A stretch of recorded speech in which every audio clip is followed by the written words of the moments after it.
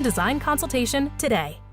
Of all the reasons we love Alaska, easy isn't one of them. We like a good challenge, but we also love innovative technology that simplifies our busy lives. Whether you want to make a deposit or pay a bill, check in or check out, or quickly send and receive money, one bank has the online and mobile tools to help you through whatever comes your way. Simple, secure, reliable. Bank on the go. First National Bank, Alaska. Arby's new steakhouse garlic ribeye sandwich. Who knew the best thing to come from a steakhouse wouldn't even come from a steakhouse? Arby's did, that's who. Arby's, we have the meats.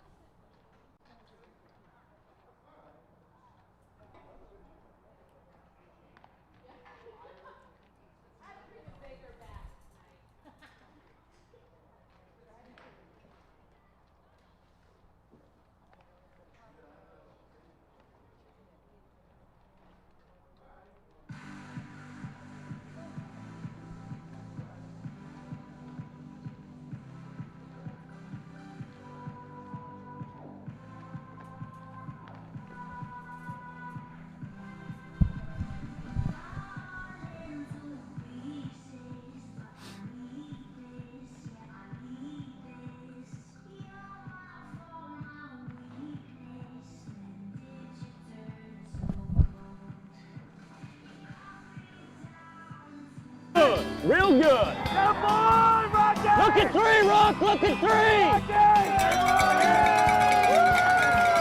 three! This is probably the most unique place in 1920 to spend a summer. You get 70 to 80 degrees, no humidity. It's perfect baseball weather. The scenery's a little different than Kansas. You know, that's the main thing that I've noticed. Just the all-around package of it up here, it's a dream come true. There's a quality of life up here I really, really appreciate. And then the golfing and fishing, of course. From the producers of Touching the Game, the story of the Cape Cod Baseball League, comes a new film that gives an inside look at a place where they only play day games. I think the first 5 days I got about 15 hours of sleep. We'd stay up to about 2:30 in the morning fishing, and still just that evening light out there. I didn't know if I was going to be able to go to sleep or what, and we're going to be playing like midnight games and everything like that, but I like it now. The Alaska Baseball League.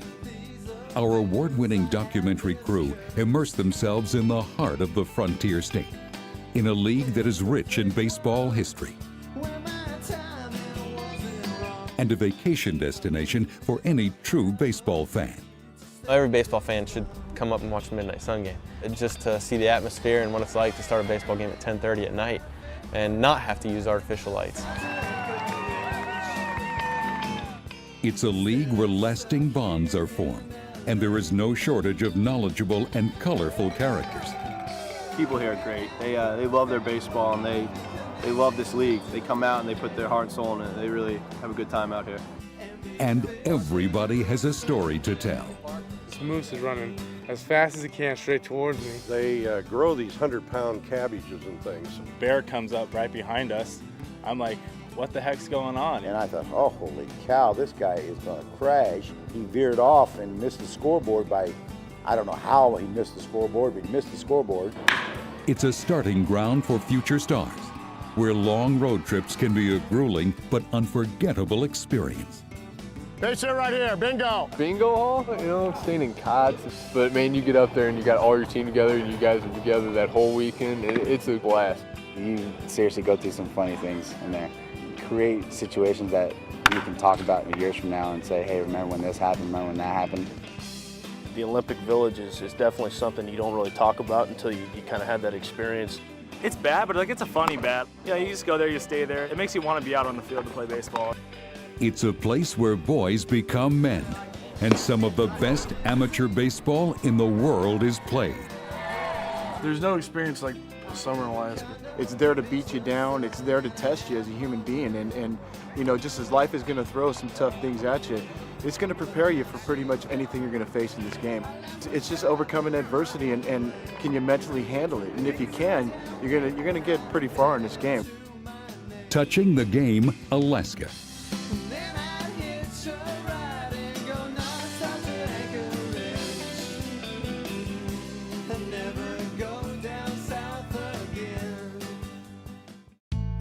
path to success in a changing economy has its share of ups and downs. That's why 49th State Brewing Company partners Jason and David came to First National Bank Alaska, where experience matters, local knowledge counts, and understanding Alaska's many frontiers makes all the difference. From Denali Park to downtown Anchorage, we can help you succeed. First National Bank Alaska. We believe in Alaska. Today at BP, we're keeping oil and gas flowing where and when it's needed. So we're going to be driving and increasing investment in the transition to lower carbon energy. Right now, we're driving 46,000 steel beams into the ground for a new solar project that will drive lower carbon energy and support local jobs. Our team has recently expanded our production of renewable diesel, which is expanding its use across the West Coast. Our engineers just connected 12 new wells to an existing platform, connecting the country to more oil and gas at a critical time. We're running more wells on electricity so we can run our operations with lower emissions. Just some of the ways we're turning our plans into action. And BP's wider transformation is underway. While today we're mostly in oil and gas, we've increased global investment into our lower carbon and other transition businesses from around 3% in 2019 to around 30% last year.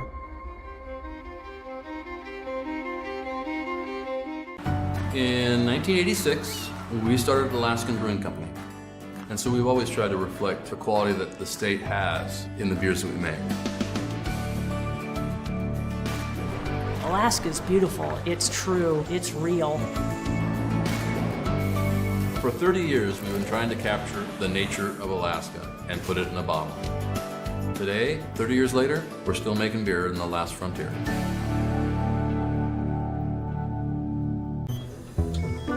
I think you're gonna like your new nose, Miss Hastings. And cut! I'm Steve Martin. As an actor, it's my job to make people believe that what they're seeing is real. Hey. Hey! That the frustration is real. Man, I'm hungry. Oh, the disappointment is real. 1, 2, 3, 4! Winner! Eat it, Kyle. You're all losers. That the joy is real, but it's not real. It's acting. Wow! It's fantastic! Or was I just acting? Only way to find out is to try it yourself.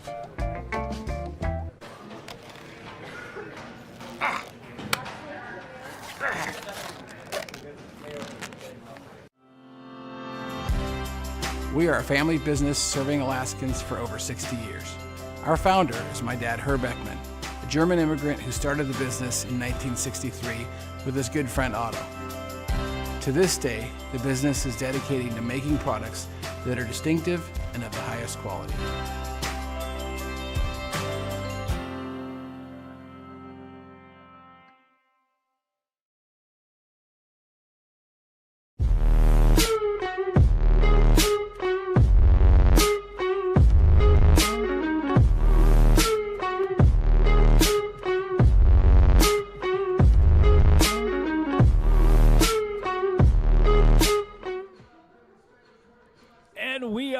From Mulcahy Stadium, Drake Toll here with you as your Anchorage Bucs take on the Mat-Su Miners. The Bucs coming off a 7-2 loss last night. Nothing the Alaskan Brewing Company can't water down today. And look, you flip the script. Everything's different in Summer League baseball. You learned a little bit about the Bucs last night, but there's still so much you're going to learn tonight against Mat-Su and the rest of these first 5 games. Where do these guys fit? 2 runs on 6 hits and 1 error last night for Anchorage against the Pilots, who had 7 runs on 8 hits and no errors for Mat-Su. It was a 4-2 win against the Chugiak Chinooks, and the star of your game, Curtis Hebert, last night for your Anchorage Bucs. We'll see what he can do tonight. Out of the 8-hole, he's moved up a spot, and that was a point of conversation in our Full Sail pregame coaches show with head coach Ken Hocuff. That is coming up next on the Anchorage Bucs Full Sail pregame show. Man, ballet took forever. There's no valet here. Who took my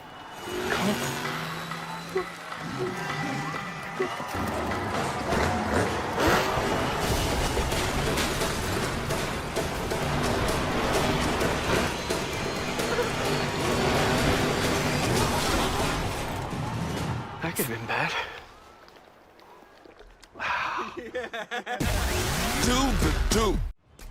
Welcome to today's side quest. The store run against the clock.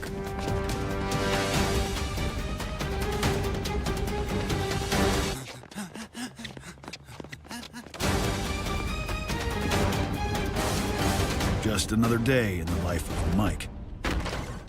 Lemonade that hits harder for Mikes that go harder. The world needs more Mikes.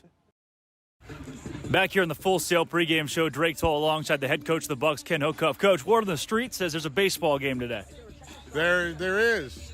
There's not as much sunshine, but the fellers are smiling, so it's always bright on the field. Coach, the entire team is new to the Anchorage Bucs. How long does it take you to figure out the lineup and even a semblance of an identity for these guys? The identity part is solely on them. We've had guys up here and the team, I don't want to say flash, but there was a lot more speed and everything. Then we've had our championship team was just grinders. Every game was close and nail biter all the time. So I leave it up to them. They kind of decide who they are and who they want to be together. As far as the lineup right now, I explained it to them last night. Don't read into anything, but the lineups are going to change a lot the first few games because we got to see. When it's live, we got to see what you can do. 7-2 final last night. What did you see that you liked, and what needs improvement right off the bat that you can help fix? I mean, I like our team, and I like the fact that we struggled out the gate because you see kind of makeups of guys. We need to work on the energy in the dugout a little bit, a little more talk in the field to keep everybody active and their minds in. But I did see a lot of nerves, and only being with them for 2 days, it's hard for them to fully understand that I mean what I say. And this is a fail-safe zone. Go out, show me the best you. And if we need to tweak some things, then we take care of it. But don't ever be tight around me because this game is too much fun. Coach, I did not do my job well yesterday. You told me that you've seen these guys really come together already. They seem like a tight-knit group, and I didn't ask you a follow-up on that, but I will now. How do you see that? What gives that away? Just they're not sticking to one group. Like Long Beach State isn't sticking with Long Beach State. Central Florida is not staying with. They're mixing around the dugout. People are sitting in other people's chairs, which is not good for me because I'm trying to learn faces and names. But they're moving around and they're talking to each other. Coaches are always the last to leave, and there was 4 or 5 guys still standing in the parking lot talking to each other and figuring out where and when they were going to go lift. So, I mean, you can see it that way. The more that comes along, the more the energy is going to come, and the more they're going to have each other's backs. Biggs or Davids in the sunflower seed category? Not really a big sunflower guy, but I'd always go old school with the Davids. Coach, best of luck tonight. Thank you very much. And it's like I told him last night, good thing about up here is you get to do it again the next day. When we come back, it's the rest of the Full Sail pregame show. That was Coach Ken Hookup. Drake Toll with you here. Full Sail pregame show. Not done yet.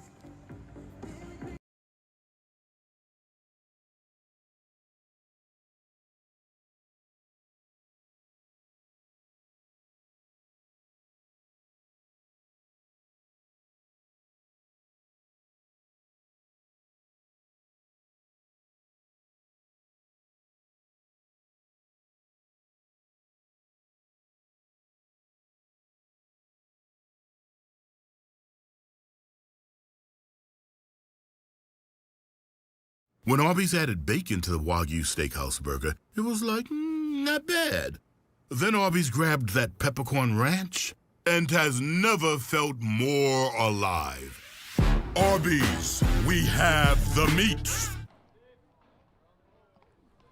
And welcome back, the Anchorage Bucs Baseball Network. It is game time from Anchorage. Your Bucs taking on the Mat-Su Miners tonight.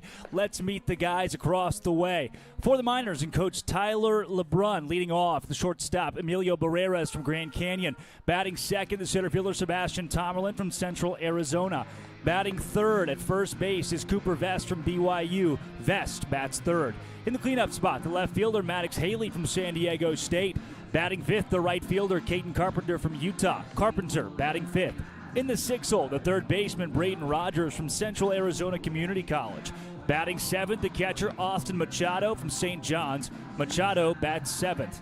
In the eighth hole, the designated hitter Landon Rogers from UT Southern. And batting ninth, the second baseman Alex Thurston from Valparaiso. Thurston bats ninth. In the field for your Anchorage Bucs tonight, it is a fairly new lineup. In left is Howarth, in center Lacey, in right Turgeon. Left to right across the infield, it's Maltby, Hocuff, Hebert, and Thomas. Wilson behind the dish out of Nevada, and the pitcher tonight is Steven Hernandez. Hernandez is a lefty out of Arizona State, making his Alaskan Baseball League debut tonight. And making his debut in live baseball for the first time in a while. Did not log an inning this spring for Arizona State, getting back into the swing of things. In high school out of Arizona, the 6'2", 200-pound product was one of the best in his state. And he hits the leadoff batter, Emilio Barreras. The old announcer's jinx. Puts a runner on first base in the first pitch of the game, a fastball that was a little too inside. Let's get that fixed for you there. Huh? One on and nobody out. That brings up center fielder. That'll bring up the center fielder, Sebastian Tomerlin out of Central Arizona. Told you that Hernandez was good in high school. 7-2 record. Sixth best pitcher. 7-3, I should say. Sixth best pitcher in Arizona. There's a bunt laid down, third base side. Maltby waits for it and lets it go foul. Smart on Maltby there. Saw it tracking foul territory, knew he didn't have enough time to get the speedy two-hole Sebastian Tomerlin. And now it's an 0-1 count. Built a 7-3 record, a 157 ERA, and 10 appearances in the senior season for the lefty Hernandez. He also batted .406 in 49 games his senior year of high school. Again, didn't log an inning in Arizona State this spring, his freshman year, as he goes upstairs to your new catcher, Logan Wilson. Wilson catching in place of Burkhalter, who was out there last night. Ball gets away from him. It was in the right-handed batter's box. That makes it count 2-1. Speedy Barreras advances to second. Bucs last night put themselves in a position to win. I know 7-2 sounds dramatic, like they got blown out, but when I say put themselves in a position to win, really, there were 6 runs that the Miners scored in the first 2 innings, and the majority of them came off of free passes. It's a 2-1 check foul. Count goes even at 2-2. And that was the game last night. 6 earned runs from your starting pitcher, Goodcase. The rest of the game, you only allow 1. Nobody really got hit around the yard. It was just walks, hit by pitches. And in the end, the Miners won 7-2. 2-2 pitch from Hernandez. Fouled off to our left and out of play. Off the hood of a white Nissan Maxima, Arkansas plates. That'll be a fun little payday. Now 2 balls, 2 strikes on the 2-hole with a runner at second base. Hernandez, another 2-strike pitch and another foul ball. Hernandez standing at 6'2", 200 pounds. Lefty was the 56th overall player coming out of Arizona last season. Facing off Tomerlin, who comes from Central Arizona Community College. Another 2-2 pitch to Tomerlin. Breaking ball, fouled away. Tomerlin's behind, or way ahead, I should say, on all of these. in 16 games for the lefty Tomerlin. In the spring, he batted .283. That's 6 RBI, scored 17 runs, a couple of stolen bases for his team. How about another 2-strike pitch from Hernandez? This one's in the dirt, gets away from Wilson. That is going to advance the Emilio Barreras, who's at second base easily. The count has now gone full at 3-2. Feels exactly like it did last night. Pass balls, wild pitches. And plenty of minors on base early. Pilots, I should say, last night. Panasonic. As a ball is hit right back at the pitcher, Hernandez checks at third, throws to first in time to get the out. Runner at third stays put. All you saw about that was no car. That's the first out. A little 1-3 action for your Anchorage Bucs. Strands a runner at third base for now with one down. Brings up the 3-hole Cooper Vest. Vest is out of BYU. For the Cougars, he started in 45 games. Hit .359 out of .418 OBP, slugging of .762. First pitch is at bat. Fastball 93 down the heart of the pipe. Vest trying to size up Hernandez. Takes a hard strike. He's down to the count 0-1. Hernandez trying to get a couple of outs here. Stranded man at third base, and there's a swing that's not even close to the breaking ball. Through 2 pitches, this is Hernandez's at bat. Facing Vest, who starts at first base today, played all across the outfield and the infield at BYU. 0-2 in the dirt.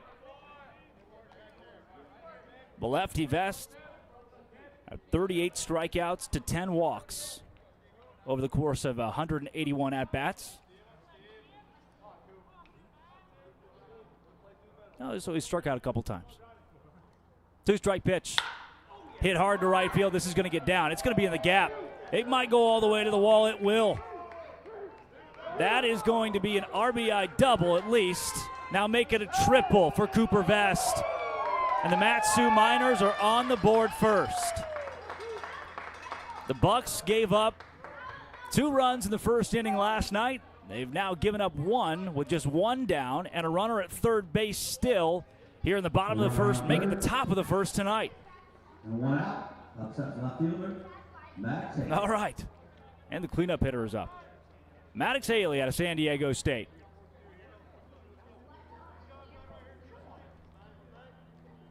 Miners lead 1-0. First pitch to Haley. Fastball for a strike.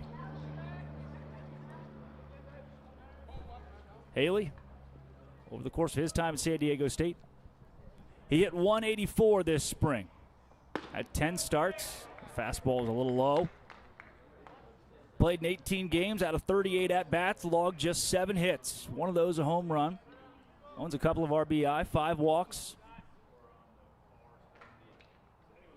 1-1. Oh, yeah, in there. Fastball for a strike. Cloudy day today from Anchorage. Much different than yesterday where the sun was out. I say, it's cloudy, but always stays light outside up here. Quite the adjustment for these guys coming from all around the country. Fouled up high and way back by Haley. Brought to you by Little Caesars Pizza. That's been the one thing hearing from these guys. If your son's on this team and he hasn't talked to you, I can tell you this much. Whether he has or has not been to Alaska, the sunlight has been an interesting part of his time in Anchorage thus far. 1 ball, 2 strikes. Pitch way outside. That's about, well, Wilson was set up outside, but that pitch was about 2 feet away from where Wilson was set up. Haley didn't want any of it. 2 balls, 2 strikes. Hernandez goes breaking ball, outside part of the plate. Fouled off way ahead by Maddox Haley. Haley, a freshman from San Diego State, 6'2", 215 pounds, from La Mesa, California. Stayed in state to play his college ball. 2-2 pitch, upstairs. Another count has gone full on Hernandez. Trying to keep the damage at just one run for the Miners here in the top of the first. There is still a runner on third base, even if the scoreboard doesn't say that. And now it does. Payoff pitch. Tap foul. Off the handle of the bat. And a good job by Haley to stay alive. Hernandez, another one of those guys. We saw a few last night. What's so interesting is some of these players, like Haley, for example, played in 18 games for San Diego State. The pitcher he's facing, Hernandez, Steven didn't play a single game for Arizona State as the 3-2's fouled off again. So it's tough to deduce. If you're the coach, if you're Ken Hocuff, who starts, who plays, who doesn't? There's so much you got to figure out with how you give your guys innings and where you put them in the lineup, and it's only game 2 here in Alaska to figure that out. And then from my chair, I would love to tell you way more about Hernandez. No synergy exists. Only high school stats. Infield pop-up. Moving over is the shortstop, Hebert. He's called up at the first baseman, Thomas, who makes the catch. 2 down here in the top of the first. Hernandez doing what he can to strand a man at third base. That was a long at-bat from Maddox Haley, and it gives way to the Utah product, Caden Carpenter. He's the 5-hole hitter and the starting right fielder today.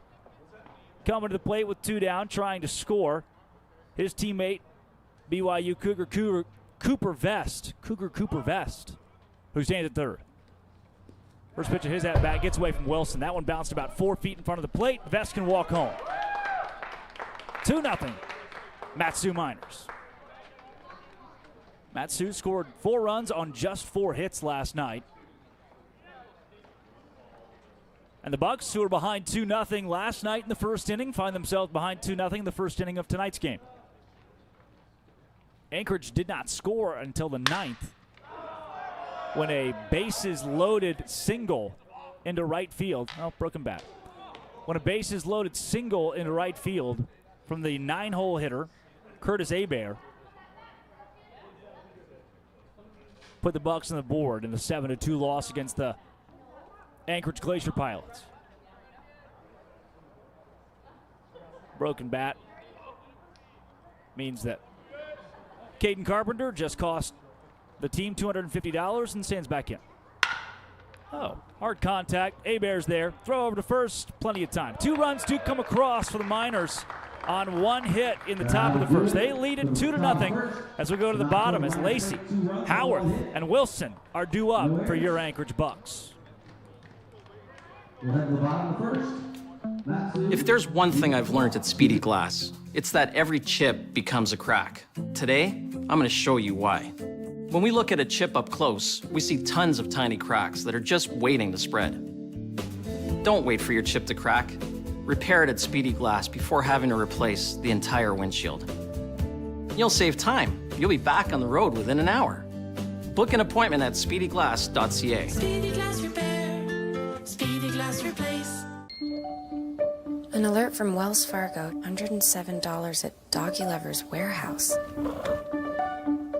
No, I would never. Doggy Lovers, please. You know me. I don't even know where that is. Look, I'm replying deny. See? Oh, come on. Hello?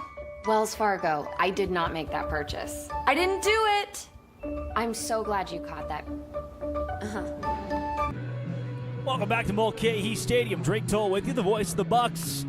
They trail 2-0, but they're coming up to the dish. Let's meet the starting lineup. Leading off the center fielder, Cade Lacey out of Phoenix College. Batting second, the left fielder, Cole Howard out of Cal Baptist. Batting third, the catcher, Nolan Wilson out of Nevada. Wilson bats third. The cleanup hitter, designated hitter, Jacob Rebrook from Pepperdine. Batting fifth in right field, Dante Turgeon out of Gilbert Community College in Phoenix. In the 6th hole, first baseman Zach Thomas from LSU Eunice. Thomas batting 6th. Batting 7th, the third baseman Dylan Maltby from Phoenix College. He's an Anchorage native and followed up in the lineup by the 8th-hole shortstop Logan Hocuff from Allegheny College. Hocuff bats 8th. And batting 9th, the second baseman Curtis Hebert from Portland, another Anchorage kid. They're going to have to face off with Grant Richardson on the mound from Grand Canyon.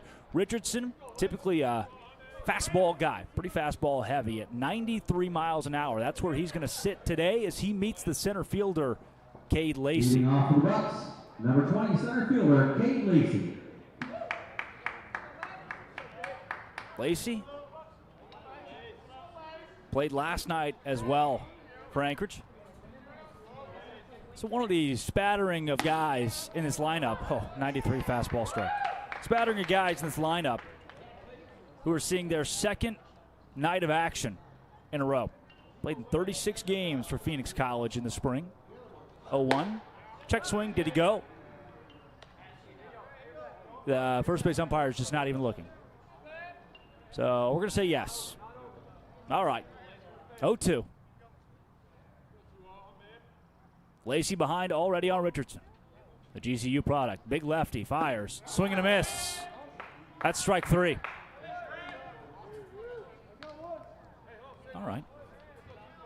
That brings up left fielder Cole Howarth.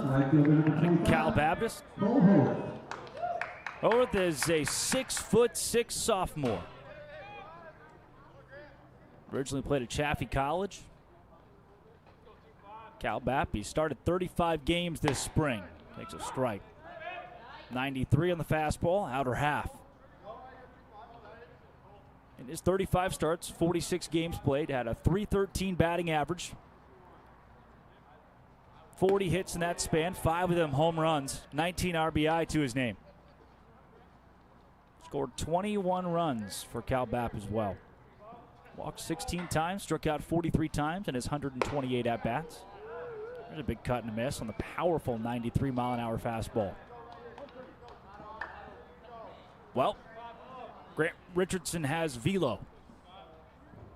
1-2 pitch. Just fouled off. Straight back. There's another foul ball brought to you by Little Caesars Pizza. That's brought to you by Little Caesars Pizza, apparently. That's awesome. Another 1-2 pitch ensuing from Richardson. Lefty gets a call that he likes from his catcher Machado. Deals in the dirt. Wise by Cole Howard to lay off of it. 2 balls, 2 strikes. Count has gone even. Swing and a miss. 2 strikeouts now for the big lefty Richardson. Not bad. With 2 down and nobody out, that brings up At GCU this spring in 22 innings pitched, he allowed 22 hits, 16 earned runs, had 29 strikeouts in that span, 9 walks, 1-0 record, and a 6.55 ERA. Now he's facing Nolan Wilson out of Nevada. Wilson spent a good portion of it. He's an everyday starter for the Wolfpack. And he on the ground, hits it hard a bit. Barreras at shortstop, who's throwing first, gets away from Vess. Couldn't pick it, landing right at his feet. They'll likely rule that one an error, but Wilson doesn't care. He's safe at first base. Wilson, the first base runner of the game for the Bucs. Now the designated hitter comes to the plate, Jacob Rebrook out of Pepperdine. Rebrook made 11 starts in the spring, played 19 games overall, and takes a fastball low, right around the ankles. Rebrook in 42 at-bats, had 9 hits. OBP sitting at 353, slugging at 357. Scored 7 runs for the Waves, and is ahead 2-0 here. Of his 9 hits, 3 were doubles. Had 1 home run, 5 RBI. Way ahead 0-2 with Wilson standing over at first. The pitch. That one's low. 3 balls, no strikes. Take all the way for Rebrook here. Let's see if Richardson can put it in the zone. Fastball, slider guy. 3-0 pitch. Way upstairs. Right around where it says Bucs on Rebrook's jersey. And speaking of Bucs, there's 2 of them on here. 2 outs, that brings up right fielder number 13, Dante Turgeon. Means that Dante Turgeon, last night's 4-hole, tonight's 5-hole. Will step into the right-handed batter's box. Turgeon out of Gilbert Community College in Phoenix. Played in 56 games in the spring. 340 average, 6 home runs, 41 RBI, 40 runs, and a swing and a miss. Had 8 stolen bases over the course of his time. His 65 hits were 115th in the nation in the junior college ranks. 0-1 pitch, way outside. Left-handed batter's box. Count even at 1-1. He was 84th in JUCO and at-bats with 191. That's a lot of playing time. Did have 47 strikeouts, so that's a point of emphasis for Turgeon to work on this summer. 1 ball, 1 strike. And a big cut and a miss. Whiffed on that one, Grant Richardson. Now ahead 1-2, looking for his 3rd strikeout at the bottom of the 1st. If Turgeon can pull a base hit out here, he might be able to score Wilson from second and put the Bucs on the board early. Needing something with a 2-0 deficit. The 1-2 pitch, just foul. Bucs in the pinstripes today. Pinstripe pants, pinstripe top, white top, white bottom. Across the way, the military look, the military unis. Camo jersey for the Miners. Bright yellow cap, white pants, green socks. 1-2. Outside in the dirt. In the turf, I should say, a little more accurate. You'll see on the field there, your screen. You can see it. You can see it. In the outfield, is it crooked, by the way? Is the camera crooked? If it is, let me know. In the outfield, it changes from turf to grass about 10 feet past the infield. There's a lip right there. If the ball hits the lip, you have no idea where it's going to go. Turf, it's a semi-turf field, 2-2 pitch. Swing and a miss. 3 strikeouts in the bottom of the 1st, Strand 2 for the Bucs. Miners 2, Bucs 0. Top of the 2nd, we go on the Bucs Baseball Network. Of all the reasons we love Alaska, easy isn't one of them. We like a good challenge, but we also love innovative technology that simplifies our busy lives. Whether you want to make a deposit or pay a bill, check in or check out, or quickly send and receive money, one bank has the online and mobile tools to help you through whatever comes your way. Simple, secure, reliable. Bank on the go. First National Bank, Alaska. Boar's Head has harnessed the power of fire to unlock an intense new flavor. An expertly charred, flame-grilled masterpiece to take your senses to new heights. Because when Boar's Head lights a fire, we ignite an experience worth savoring. New Boar's Head Firesmith Flame-Grilled Chicken Breast. Flavor forged in flame. Available only at the deli and only from Boar's Head. Compromise elsewhere. Back here from Mulcahy Stadium, Drake Toll with you. Oh, you know, things are going well for me up until I see that Boar's Head commercial. And then I want to be anywhere but this broadcast booth, somewhere with a Boar's Head sandwich. It was just such a large sandwich that give you it's an effective commercial. 2-0 your score, Miners on top of the Bucs. Bucs themselves are sponsored by Panasonic tonight. Panasonic, the official camera of the Anchorage Bucs. No card needed. You can pay cash to buy your Panasonic. I did my best over the course between that inning to make sure the camera was set. There you go. Try not to get vertigo. I don't think that's the right word for it. Is vertigo your wrist? Oh, okay. Number 18, third baseman, Braden Rogers. Well, coming back here in the top of the 2nd. And the Miners bring back Austin Machado, the catcher out of St. John's, to bat. First pitch he gets. Oh, fouled off of Wilson's helmet.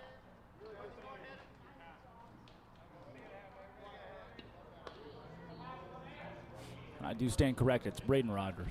Rogers out of Central Arizona College. Had a .210 average in the spring.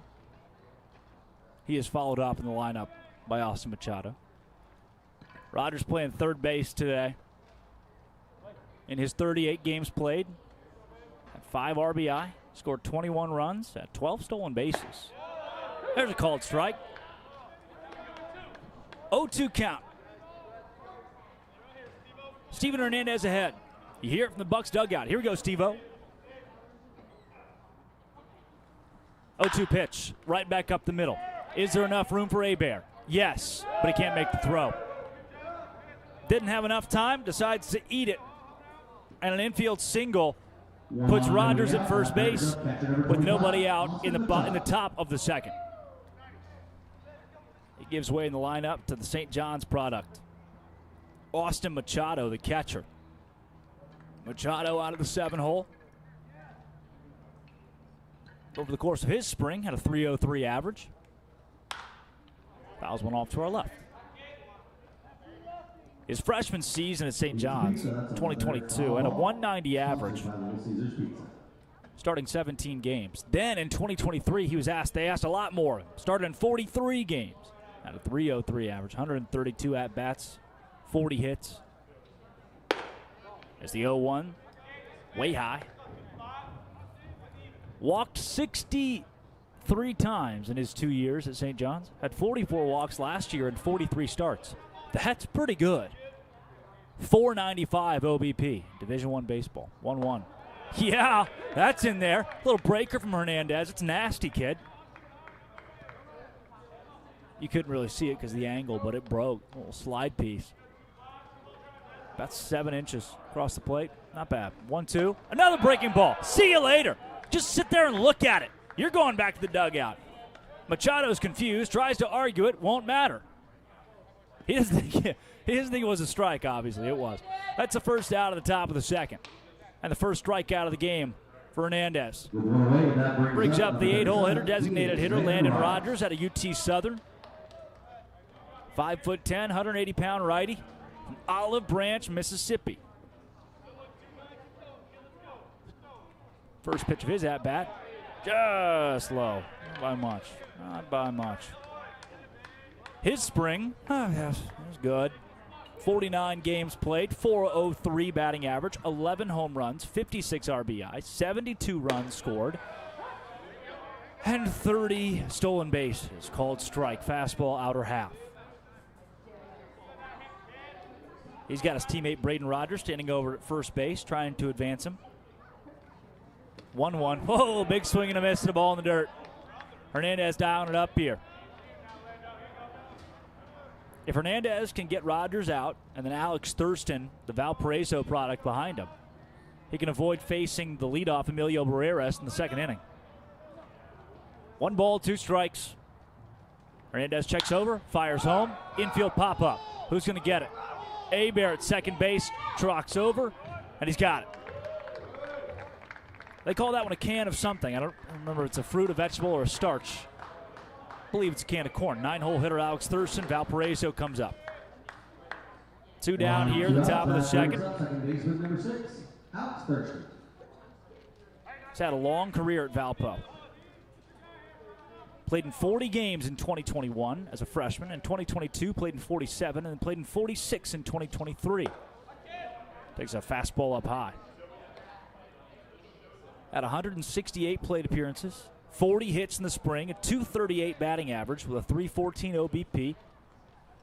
Finish off his slash with a .333 slugging. 1-0. Hernandez. Hard fastball, 94. About 2 inches off the plate.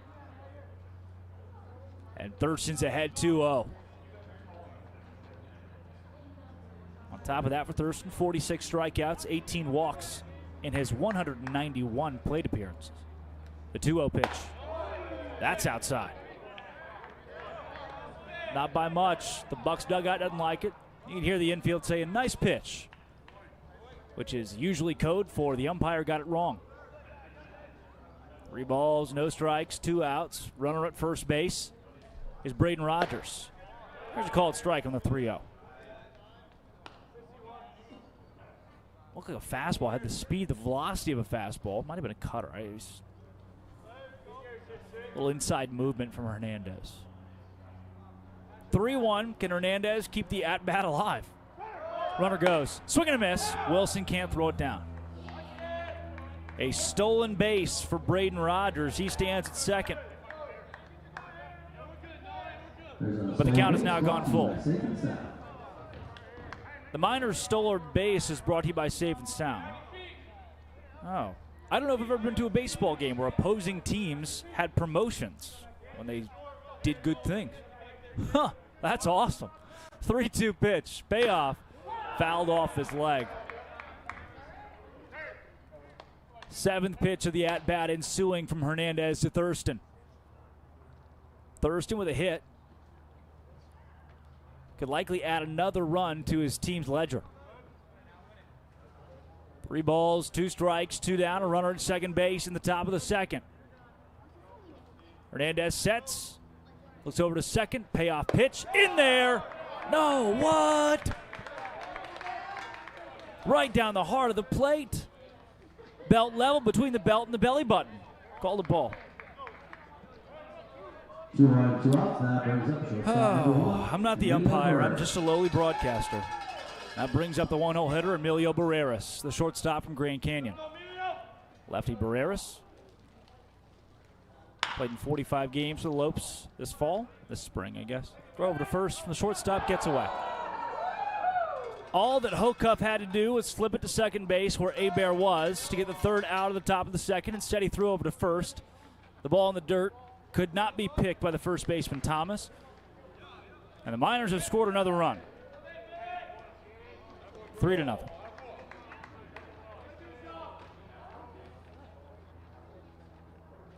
Two on and 2 outs. That'll bring up center fielder number 14, Sebastian Tomerlin. You heard it. Center fielder, Sebastian Tomerlin, out of Central Arizona. Tomerlin, 283 average in the spring, 6 RBI. With a hit. Could get a couple here. Miners scored 4 runs in 9 innings last night. They have 3 through 2 here today. Hocuff coming over. Hocuff throw to first. This one is on the money and in time.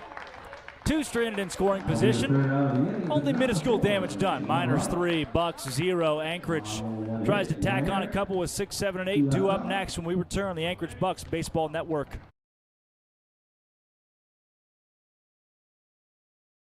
Arby's new Steakhouse Garlic Ribeye Sandwich. Who knew the best thing to come from a steakhouse wouldn't even come from a steakhouse? Arby's did, that's who. Arby's, we have the meats. Subway has so much new, I couldn't fit it all in the last ad.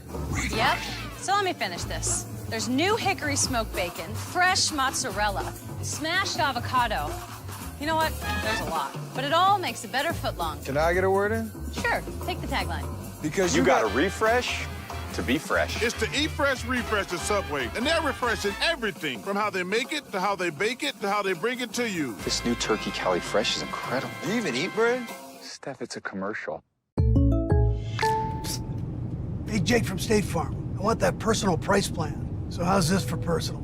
I draw mustaches on players' faces when they're asleep.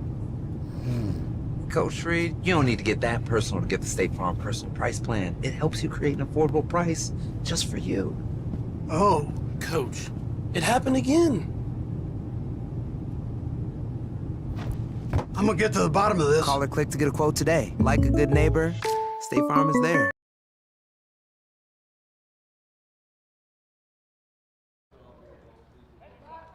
Welcome back to Mulcahy Stadium. Zach Thomas, the righty, set to face Grant Richardson, who deals in a strike fastball, the first pitch of the at-bat. Welcome back to a cloudy day from Anchorage. The 0-1 gets away from the catcher Machado. 1-1 count. Thomas, the 6-hole hitter out of LSU Eunice, was a player to watch out for the Bucs. .374 batting average this spring. Takes a half swing and a miss. Down to the count 1-2. I guess I should say Grant Richardson does already have 3 strikeouts. That's how he got his 3 outs in the first. 1-2. Hey, base hit. This one might get to the wall. It will get to the wall. Zach Thomas, a Buck to watch out for with the stand-up double. What a way to lead off the bottom of the second.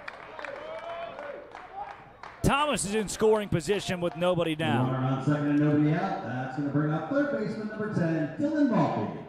Now Dylan Maltby comes to the plate. Maltby did not get an at-bat last night. Neither did Thomas. Both these guys in the starting lineup for the first time. Maltby, product out of Phoenix College, is an Anchorage native. He hails from here. And he takes the ball outside. 1-0. Maltby Played in 20 games, 50 plate appearances, 37 at-bats. That's 13 free passes. Pretty good. Scored 9 runs. Had 7 hits, but scored 9 runs. How to play. Gets the ball outside, way outside. Had a double, a triple, 6 RBI. 189 batting average, 388 OBP, 270 slugging. It's funny, Maltby, the same last name as the general manager, Sean Maltby. We'll have to investigate that. More tomorrow. The 2-0 in there. Looked about like the pitch that Hernandez gave that should have been strike 3 to end the second, top of the second. But that's neither here nor there. 2 balls, 1 strike. On the 7-hole Maltby, who swings and misses. He's caught up in the lineup by Logan Hocuff out of Allegheny and Curtis Hebert out of Portland. If they can get a couple on for Hebert, he was 3 for 4 last night. His bat's feeling it. 2 balls, 2 strikes. The pitch to Maltby, swing and a miss. Strikeout number 4 for Grant Richardson. The Grand Canyon Lope, feeling good. 17, second baseman. That's 17, second baseman. Shortstop, Logan Hocuff. With 1 down here. First pitch is at bat. Gets away from the catcher. Machado couldn't corral it. That is going to advance Zach Thomas to third base. And the Bucs have their first run of the night, 90 feet away. And a 1-0 count. Logan Hocuff is ahead. Hocuff 0 for 4 last night with 3 strikeouts. Trying to get back to business here. Told you Hocuff out of Allegheny. 242 average, 343 OBP, and a 341 slugging. Did have a homer in the spring. 1-0 in there. Hocuff hails from Corona, California. Playing his college ball in Maryland as that ball's way high. Machado had to bounce up to get it. 2-1 Hocuff ahead. Righty waves the bat around. Pitch. Swing and a miss. Breaker. Started at the knees, landed in the dirt. 2 balls, 2 strikes. I guess the runner's at third now. There you go. Now the scoreboard shows it. The 2-strike pitch. Strikeout number 5 for Grant Richardson. I wouldn't want to face him. Bucs in danger of stranding a man on third with the second baseman Curtis Hebert at the dish from Portland. Another Anchorage native. He was 3 for 4 last night, had 2 RBI. The Bucs had 2 runs altogether. You do the math. Takes a strike. Wearing his bright purple Portland Pilots gloves. 0-1, way high. 1 ball, 1 strike.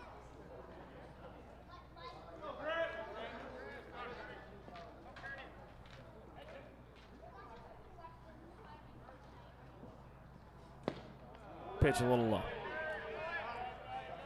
Hebert at Portland.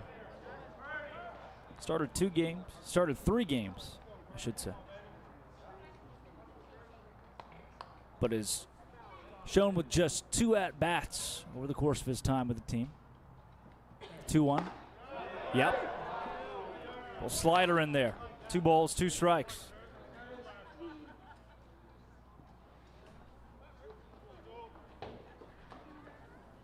Hebert trying to stay alive and keep from stranding a man at third base.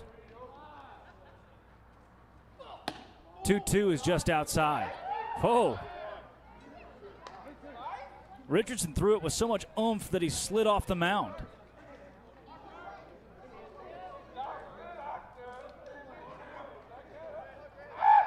Count's gone full. 3-2 pitch to Abear. Strikeout number 6. See you in the bottom of the second. The Bucs trailing 3-0. Trying to put up. That was the bottom of the second. We'll see the top of the third. The Bucs trying to keep the damage at bay.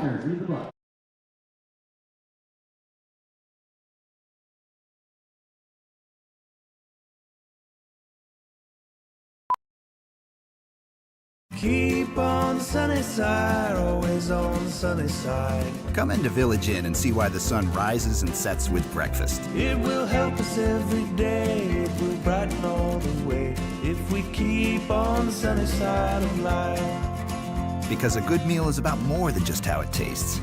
It's about how it makes you feel. Keep on the sunny side, always on the sunny side. Keep on the sunny side of life. Village Inn. Qdoba's new Chicken Diablo nachos are made with hand-diced pico de gallo, which means they're as fresh as... They're also loaded with juicy adobo chicken, flame grilled in-house, so they're as flavorful as... And they're topped off with fiery queso Diablo, so they're as spicy as... New Chicken Diablo nachos. Try them today, only at Qdoba. United by flavor.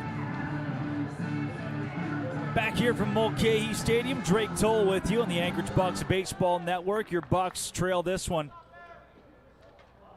3-0 through 2 complete innings of play. Looking for the team's first win of the year in game number 2. See if they can get it. As due up the dish here is Sebastian Tomerlin. Takes a ball outside from Steven Hernandez. ASU lefty, standing at 6'2", 200 pounds. Did not play in the fall for Arizona State. Or the spring. They don't really play much baseball in the fall. This one is just tagged. I mean, hit so hard, but foul off to our right.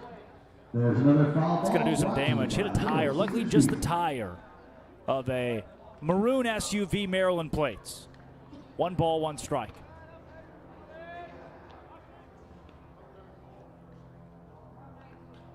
Pitch from Hernandez. Pretty good breaking ball, but this one's hit hard. Really, really hard. It is over the wall. Oh, no. They're going to say it was off the top of the wall, but they're going to say it was interesting. Off the top of the wall, bounced back into play. Looked like it might have gone off the scoreboard, but no. First base umpire says that it's off the top of the wall and stays in play. Left fielder number 23. Well, that very easily could have been called a home run. Instead, it's a stand-up double for Sebastian Tomerlin. Puts him at second base. Brings up Cooper Vest. Vest had a hard base hit in his first at-bat.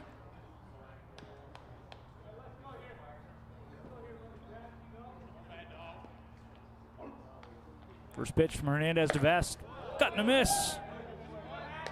Gonna put you back ahead. Not bad. Remind you that you can follow along all season on Point Streak with live stats of every one of these games. So you can actually go in the Point Streak website and see these games as they play out. Who's in the field, who's in the lineup, everything. It's pretty cool. 1 ball, 1 strike. The BYU product, Cooper Vest, who takes a ball up high. The Pilots are 1-0 after a win last night. Matsu also 1-0. Your Bucs 0-1. Chugiak, the Chinooks, 0-1. And the Peninsula Oilers play tonight for the first time. 2 balls, 1 strike. Pitch in the dirt. 3-1 now.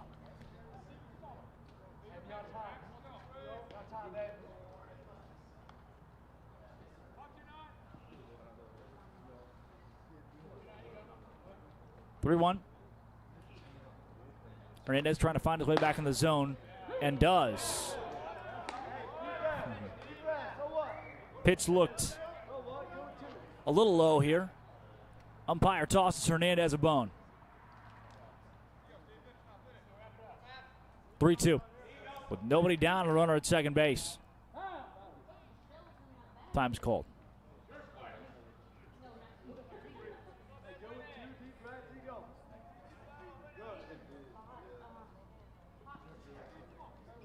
Now the 3-2.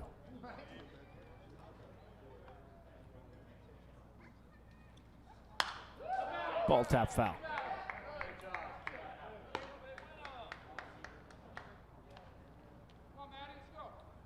Maddox Haley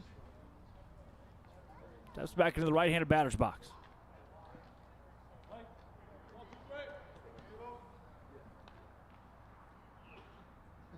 Three-two pitch upstairs.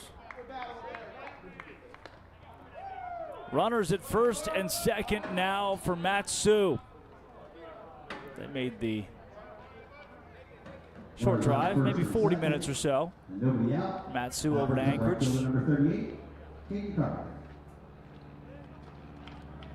Not too many brutal road trips in the Alaskan Baseball League. Most of these teams within fairly close proximity to one another. Aside from foul ball. From Caden Carpenter.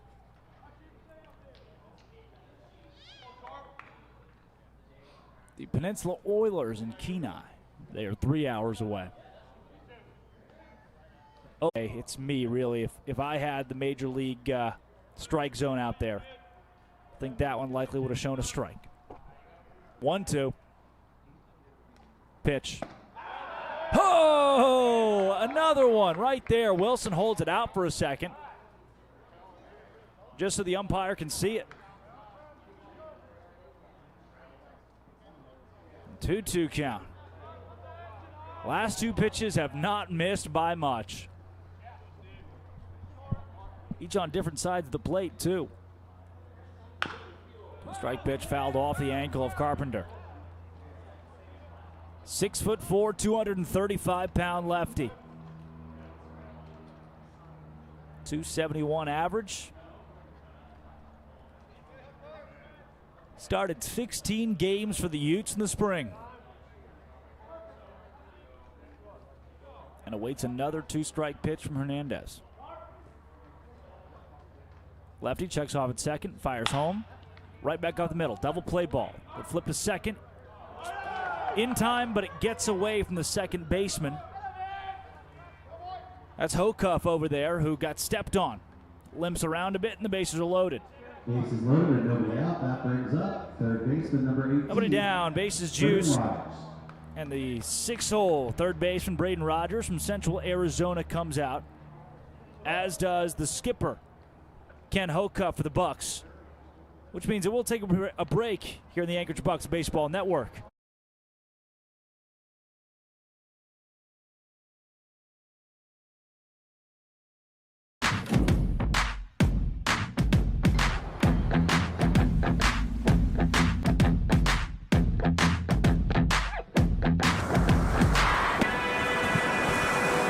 Okay, let's have some fun, huh?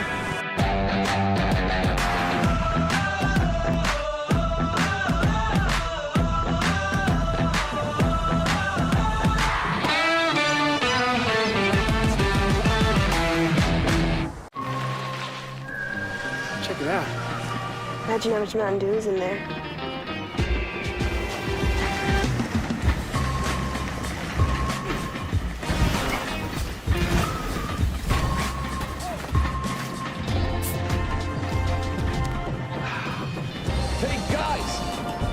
Probably drink these fast.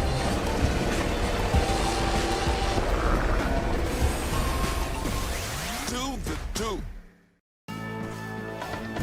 They call him the harder farmer, a real bad man with a soft side for hard lemonade. He's got a nose for lemons and for trouble. This time he's back with half tea, half lemonade, and 100%. Oh, wow. Oh, wow. Get your hands on some today before the harder farmer gets his hands on you. When Subway opened, they changed the fast food game. But sometimes you gotta refresh to be fresh. Welcome to the Eat Fresh Refresh, where there's so much new, some say it can't fit in one ad. I say, we're talking a new All-American Club, deli-style oven-roasted turkey, and... Oh, that's the new steak and cheese. Oh, yeah, I knew that. That's the one with the new seasoning. And that was the new MVP Parmesan vinaigrette. Right, which makes the next level foot. Hold up, the Subway logo? Wait, I'm out of Welcome back. Mulcahy Stadium. Drake Toll here on the Anchorage Bucs Baseball Network. David Lajovic, the new pitcher in the game for the Bucs. Lajovic, a righty from Bray, California. Was a freshman this past year at Long Beach State. And enters the game with the bases loaded and nobody down. In the top of the third.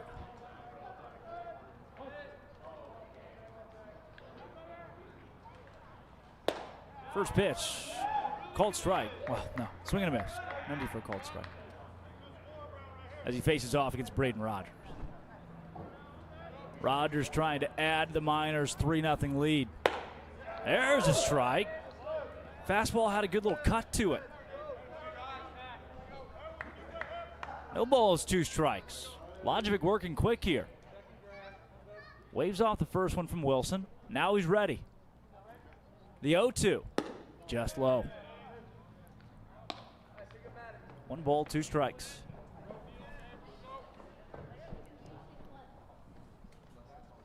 The Pilots left a lot of guys on base yesterday.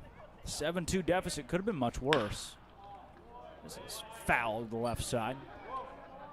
Maltby will go over and pick it up. Count remains 1-2.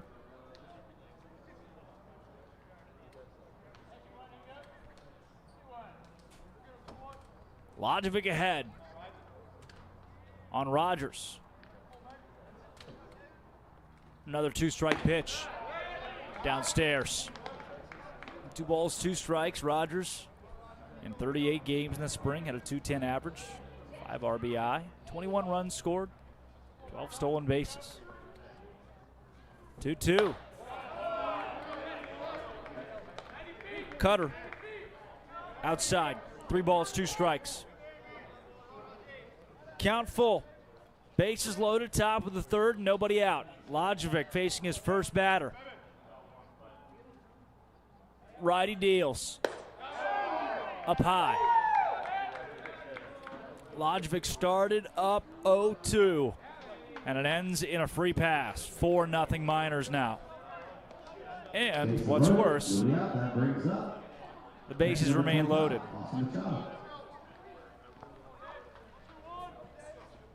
Nobody out. Contrary to what the scoreboard might say. Brings up the St. John's product, Austin Machado. Ball gets away from Wilson. Throw from Wilson gets away. 1 run is scored. Another coming around. 2 runs have scored.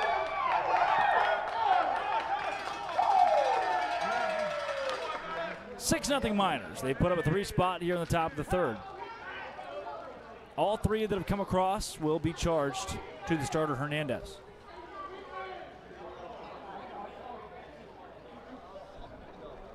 Still no outs.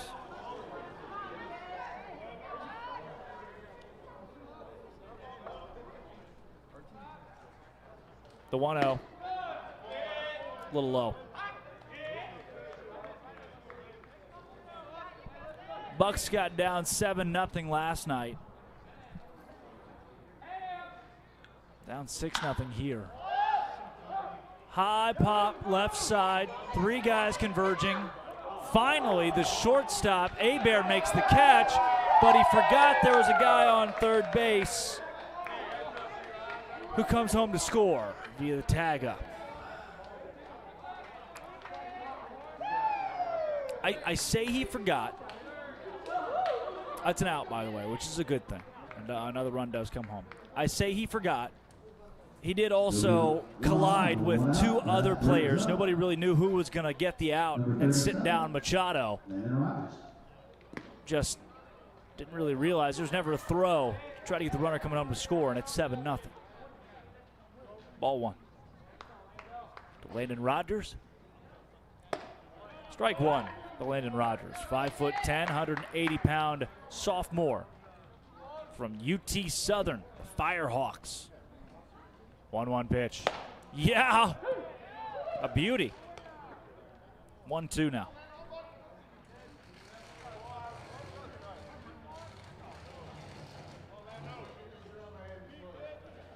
Lojovic ahead. Goes outside.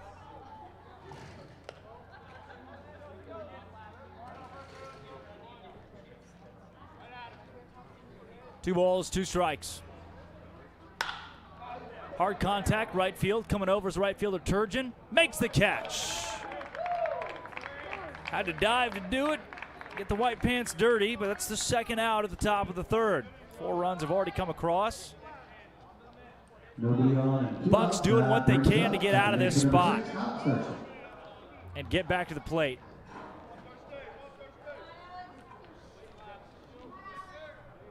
The Mat-Su Miners have scored at least a run in every inning so far.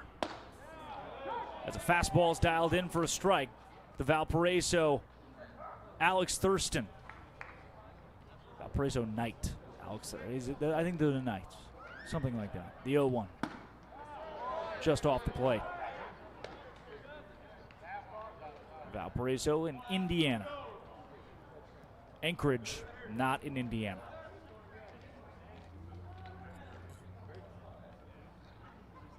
One. Gets through the glove of Wilson. 2-1. Thurston playing at second base today. Listed on the Valparaiso website as a shortstop and third baseman. Has played 3 seasons there thus far. 2-1. Yeah.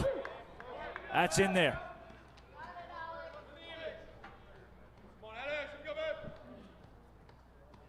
Two balls, 2 strikes. 2 down. Lojovic deals home to Thurston. That looked good from my angle. Called just a hair outside. 3 balls, 2 strikes.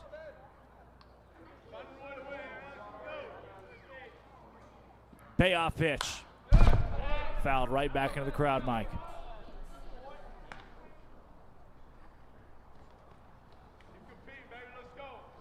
Another 3-2 ensuing with 2 down, nobody on.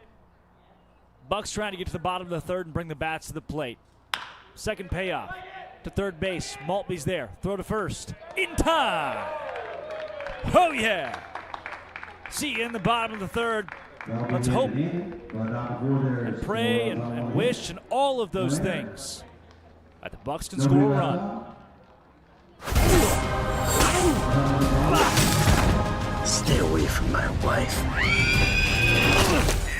Hi, I'm Ben Stiller. My job as an actor is making you believe what you're seeing is real. Louise, will you? The pain is real. That the cold is real. Don't say that about yourself. I know. But friendship is real. The real is real. But it's not real, it's just acting. Wow, that's like really good. Or was I just acting? Only way to know is to try it for yourself.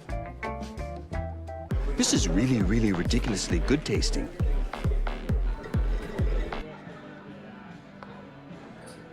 Welcome back, Anchorage Bucs Baseball Network. Mulcahy Stadium, built in 1964, capacity 3,500. And just about that on hand for tonight's game. Great crowds every night here in Alaska. If you're a local and you like baseball, well, this is the baseball you get. This is pretty much it up here, and the locals love it. There's so many who have come out to cheer on the Bucs. Despite the 7-0 deficit, that is the score. Miners 7, Bucs 0. Through 2.5 innings of play, the Miners put up 2 in the top of the first, 1 in the top of the second, and a 4 spot in the top of the third. Interestingly enough, they only have 3 hits. It's been free passes and errors. The Bucs have 3 errors in this game. And that has allowed 7 Miners runs to come home. I have further bad news. Grant Richardson, the lefty from GCU, is back out on the mound for the Mat-Su Miners. He has been really good so far. At 5 strikeouts, I'm sorry. through 2 innings. We have played this game for an hour now, only through 2.5, and that's because the Miners have put up a lot of runs, and only because the Miners have put up a lot of runs. The Bucs have struggled to do anything at the plate. Just 1 hit through these 2 innings against Grant Richardson. Cade Lacey comes to the dish now. Lacey, the leadoff tonight for Anchorage, was in the lineup last night as well. Second time that he has seen the pitcher Richardson. And speaking of, a comebacker's off the glove of Richardson. Lacey is safe at first base. That'll be ruled a hit. And the Bucs have a man on. The Bucs have had a base runner in every inning in scoring position, and by every I mean the first 2. They can get Lacey over to second. It'll hold true. There's just not really a lot of runs to show for it yet. But Lacey at first brings up the 2-hole. Nolan Howarth. Double play ball. Out at second, out at first. In town. I'll take it. That's on me. Nobody on, 2 outs. That brings up from University of Nevada. 2 down, and that brings up Nolan Wilson. Catcher from Nevada. Wilson, the first pitch that he saw, it was against Abilene Christian this spring. It was on the road because I didn't know this in talking to Nolan. Reno apparently is covered in snow, ton of snow, a lot of mountains out there. First pitch of his at bat, called a strike. First pitch he got all season against ACU, 95-mile-an-hour fastball, belt high. You know what he did? Took it to the moon, hit a home run. I would really enjoy that here, the 0-1. Outside. 1 ball, 1 strike. Nobody on. The Bucs have 19 outs to mount a rally. 1-1 pitch. Big swing and a miss. Wilson was looking for that home run ball there. Well, good news, Richardson does not have a strikeout yet here in the 3rd. Does have a 6-4-3 double play. The 1-2 to Wilson. In the dirt. Gets away from Machado. 1 ball, 2 strikes. Was the count. 2 ball, 2 strikes is the count. 2-2 with 2 down. 2's wild. Pitch home. Swing and a miss for Nolan Wilson. Well, there's always the top of the 4th when we return on the Anchorage Bucs Baseball Network. Feels like just yesterday she was in a car seat. Now she's going to be in the driver's seat. Oh, I guess there's a first time for everything. Today is all about the basics. Gotta have unbeatable focus. Kind of like the unbeatable mileage I get from Chevron with Techron. He knows it helps keep my engine clean, and she knows how to pay with the Chevron app. Everyone's learning today. All right, next stop, the parking lot. The empty parking lot. Unbeatable mileage for you and your car. This is Lulu and Lobo. Ah, it's back! The woo-woo monster! No! No! No! No! I can't take this! We need a new place! With as low as 3% down on a fixed-rate mortgage, your new home is within reach. All clear. I went home. Deep breath, deep breath, deep breath. Talk to a home mortgage consultant or apply online. This is your way home. This is Wells Fargo. Bring you back to the top of the 4th inning. Bucs out in the field. And Lajovic out back on the mound. You guys see today that Jacob deGrom is going to undergo Tommy John surgery. As your native Arkansan and homegrown Texas Ranger fan, how crazy is that? You bring in a guy like that, got to have Tommy John. Big news out of the baseball world today as the leadoff shortstop Emilio Barreras from Grand Canyon steps to the plate here in the 4th against Lajovic, who dials home ball. Again, Lojovic. David did not have any stats. Didn't play this spring for Long Beach State. Class 2026 Dirtbag. Announced his commitment on October 19th of 2021. Oh, goes inside on the 2-0.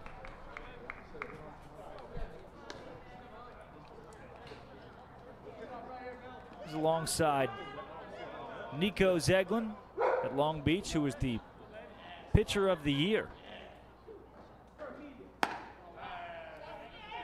As is ball 4-ball walk.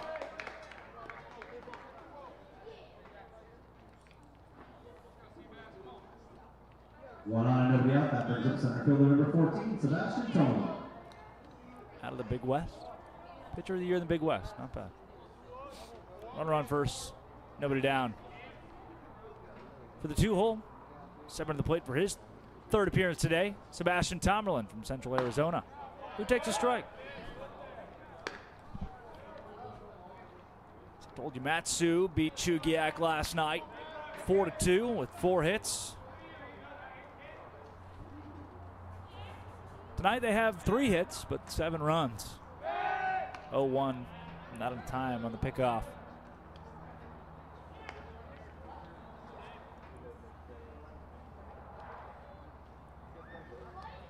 Looking at my scorebook right now, there's a whole lot colored in for Matsu. Not much on the other side for the Anchorage Bucs, but an 0-2 count will do. Lojovic way ahead. Would love a hard ground ball here. This would be the first inning where the Miners didn't score. If Lojovic can get out of it, still needs 3 outs here. Off speed, pretty off speed. And Tomerlin's lucky to foul it off. There's another foul ball brought to you by Little Caesars Pizza. All foul balls tonight brought to you by Little Caesars Pizza. Grab me some Little Caesars post-game along with the Anchorage Brewing Company. All kinds of great local craft beers. Certainly helped after the 7-2 loss last night, where again it was mostly just free passes. Tonight, again, look, the Miners only have 3 hits. 3 errors from the Bucs. And a myriad of walks and hit batters. And the first pitch of a game from Hernandez hit Emilio Barreras, and it was downhill from there. 1 ball, 2 strikes on Tomerlin. Fouled off. Wilson couldn't keep it in his glove. Would have been a foul pitch. Strike 3. 1-2 again. Deal over to first base, not in time. A good crowd on hand tonight. Told you, stadium capacity 3,500. We got probably 3,000 here at Mulcahy Stadium. They love their baseball. 1-2, outside. All these players, that was really the big point of emphasis from Ken Hocutt from the pregame. They love each other. They are having a really good time playing together. He said more so than a lot of the teams that he's been around, they're hanging out quite a bit. He can't get them off the field, can't get them out of the clubhouse. They all just want to stick together. 3 balls, 2 strikes now.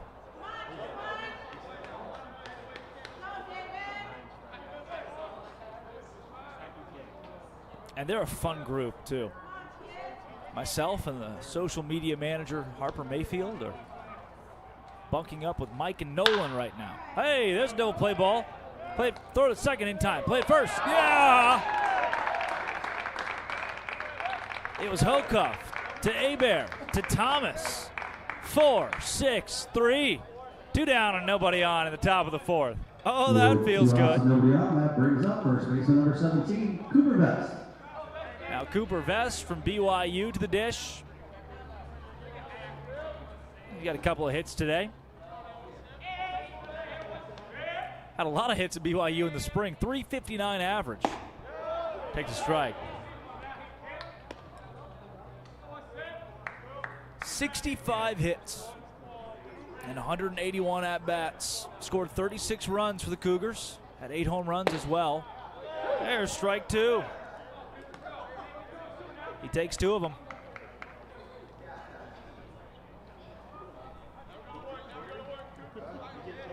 Lajovic ahead 0-2, looking for a punchy.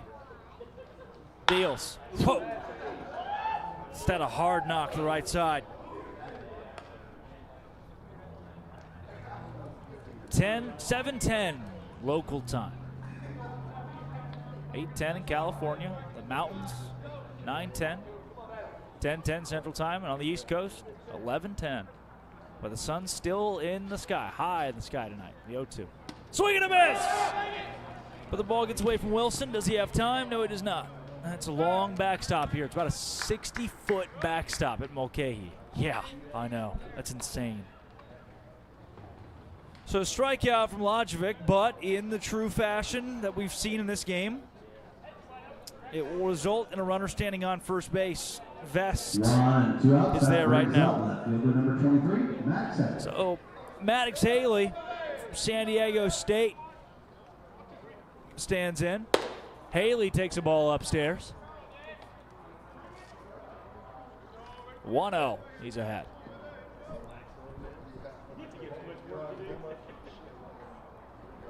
Haley, a freshman from San Diego State.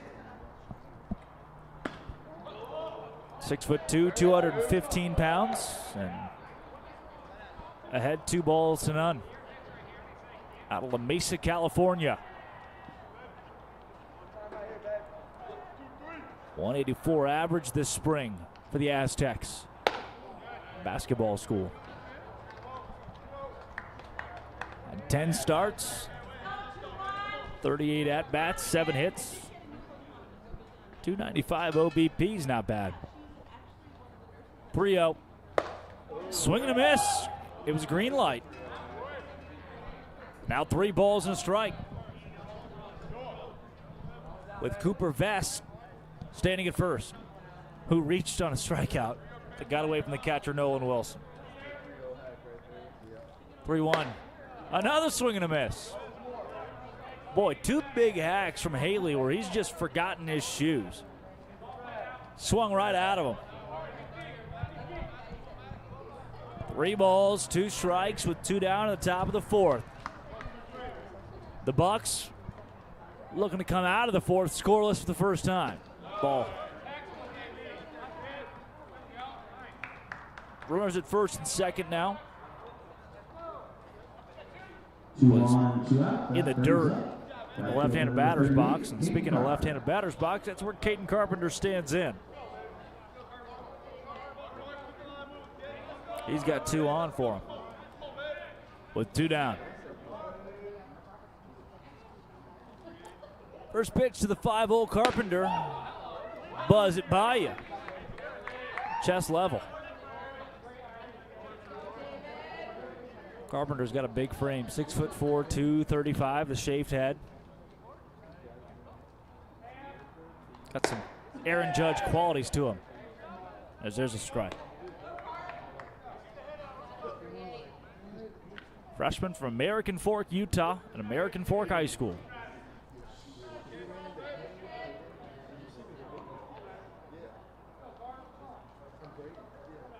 The 1-1.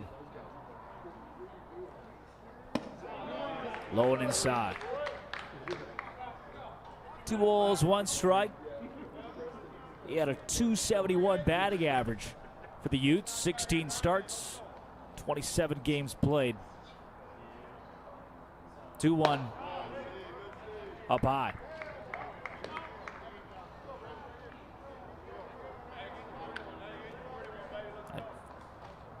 Total of 16 hits and 59 at-bats. A couple of home runs, 11 RBI. Looking for another RBI here with a runner in scoring position. Instead, he gets a walk. Bases are loaded again. Bases loaded and 2 outs. That will warrant a mound visit from head coach Ken Hocuff.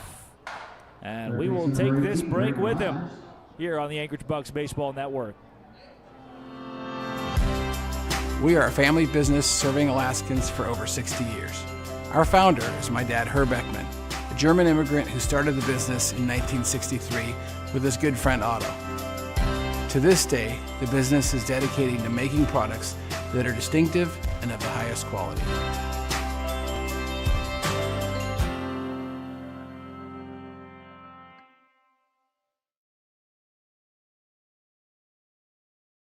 When Arby's added bacon to the Wagyu Steakhouse burger, it was like, not bad. Then Arby's grabbed that peppercorn ranch and has never felt more alive.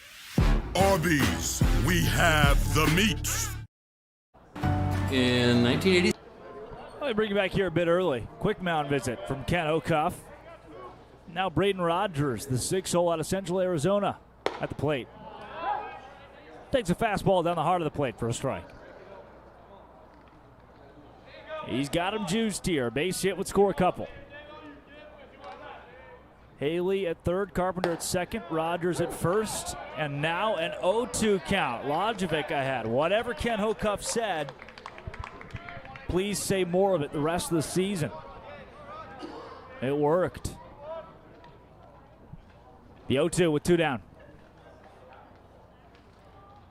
Looking to hold the Miners to a goose egg in the top of the 4th. That'll happen. Strike 3, leave 3 stranded. Lajovic gets himself out of it with a 3-pitch strikeout to Brandon Rogers.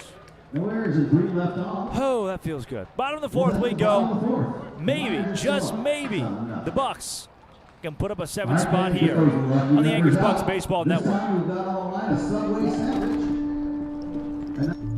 I'm currently the discipline engineering team leader at BP Win.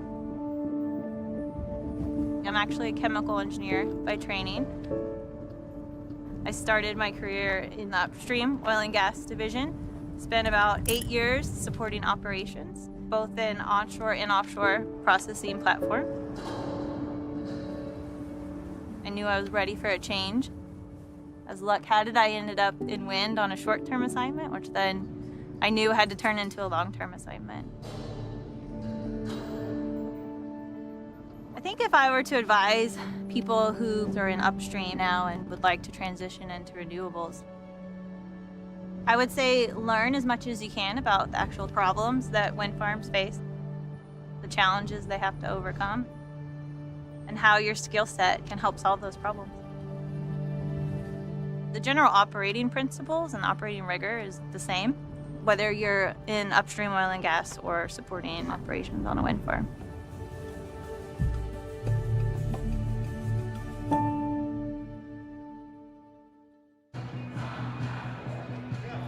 Well, if we haven't met yet, I'm Drake Toll. Hi. It's good to be with you from Mulcahy. 7-0 your score. The Miners on top of the Bucs. 7-0 was the score last night around this same time against the Pilots. Bucs waited till the 9th inning to put up their first runs of the game. 9-hole hitter Curtis Hebert was the one who did it. Let's see if I can help you out here, huh? That didn't work much, did it? I guess so. Leading off for the Bucs, game's number 22 from Pepperdine, Jacob Reber. Hebert now to the dish. Speaking of, look at the devil, huh?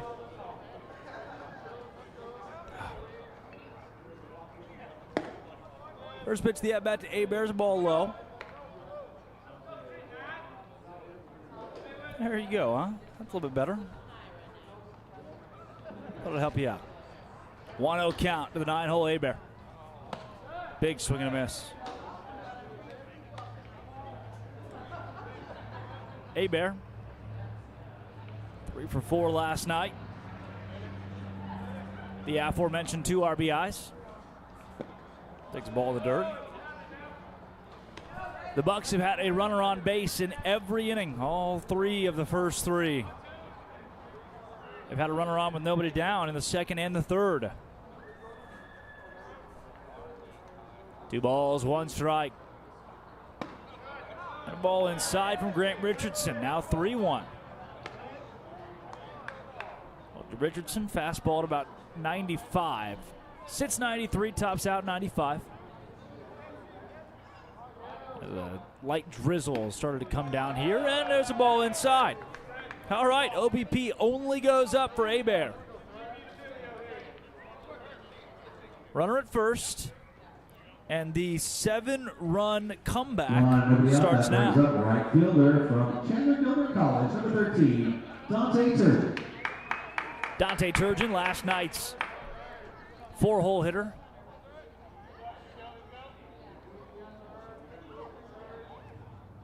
Tonight's right fielder takes the ball inside. There you go. And advances the runner. Turgeon's ahead 1-0.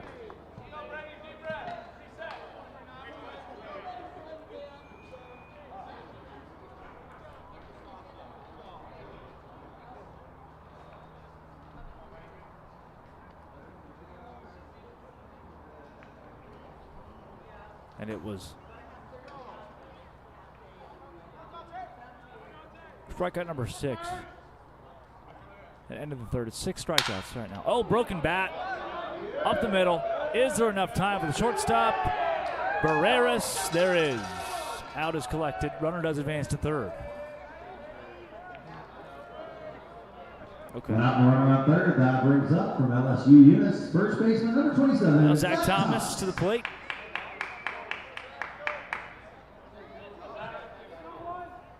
Thomas, Buck to watch out for this season.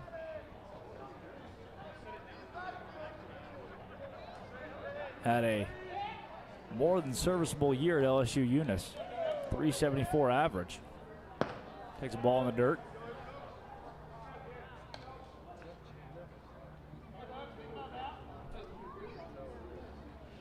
And he's at 1-0. There's nobody at first.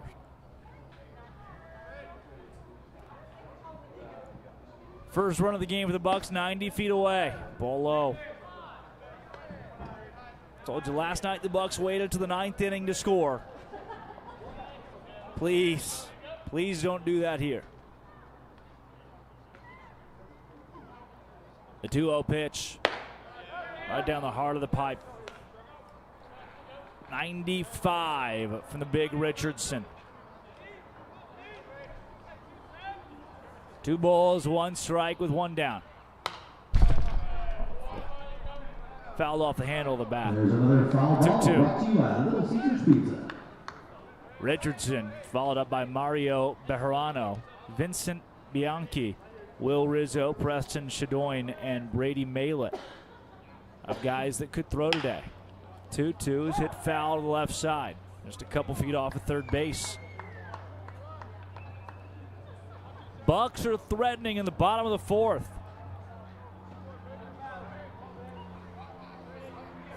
Chasing 7 runs to avoid going 0-2 to start the year.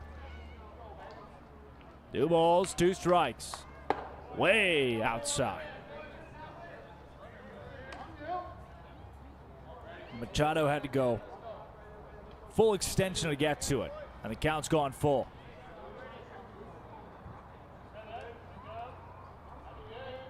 Thomas can get an RBI here. His first of the season. Instead, he fouls it off. Looked like it was foul tipped into the glove of Machado, but last second it popped out. Count remains full. Payoff pitch from Richardson. Another foul ball. Thomas doing what he can to stay alive here.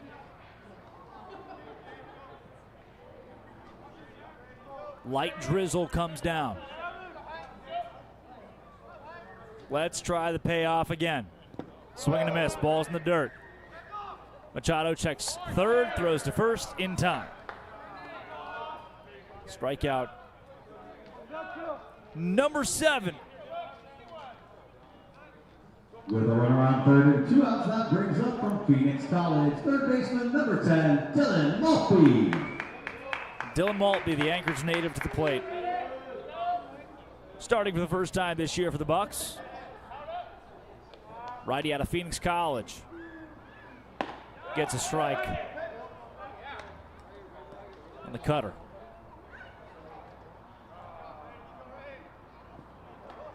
Maltby, 189 batting average at Phoenix. Started in 20 games for the Bears.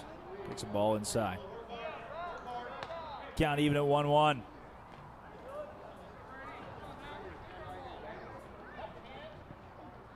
The Bucs stranded 2 so far. Maltby trying to keep from making it 3. Good eye, takes a ball low.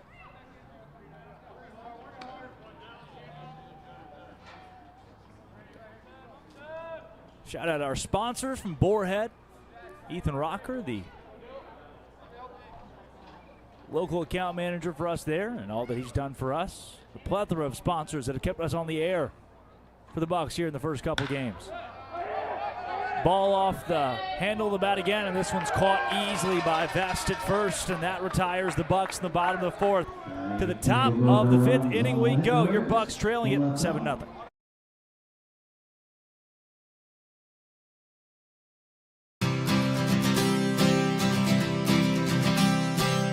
When I first moved to Alaska, my whole family was saying, oh boy, this is a strange phase in his life. I saw pictures of the place, gorgeous scenery, and then I took a summer job here and fell totally in love with the mountains, the ocean, everything. But I think what kept me here was the people. The idea of starting a brewery seemed to match and mesh what we enjoyed about our life up here. Each other, beer, working hard, and creating something. When we started out really small, we only sold our beer in Alaska. Now that we sell our beer outside, when I travel and I see our beer, it's neat to think that it came all the way from Alaska and I had a hand in making it. The nature of starting a business in Alaska really was just an extension of what Alaska is all about. There needs to be somewhat of a free spirit, a frontier. We just wanted to make a living up here and brew beer and have fun. We're doing the best we can to put Alaska in a bottle.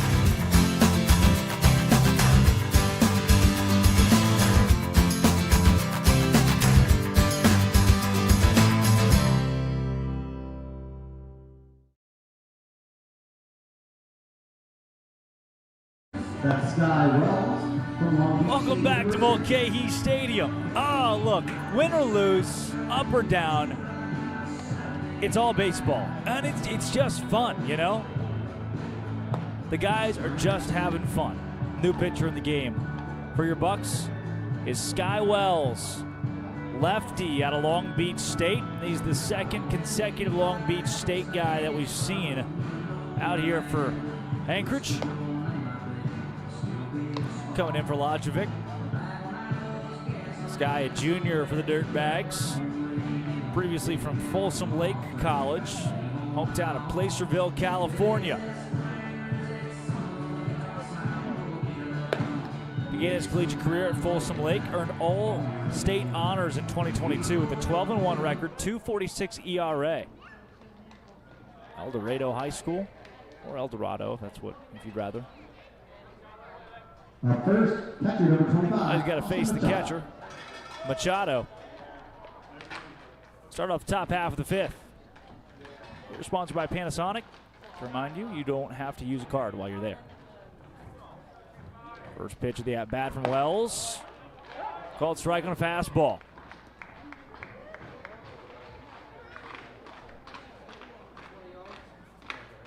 Machado, really good defensively. Out of St. John's, the redshirt sophomore year. Hit .303. He's now behind 0-2. Sky Wells coming at you. Hard throwing lefty.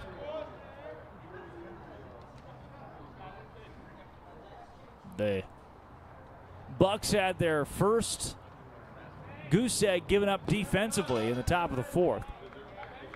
Can they replicate it with 2 in a row?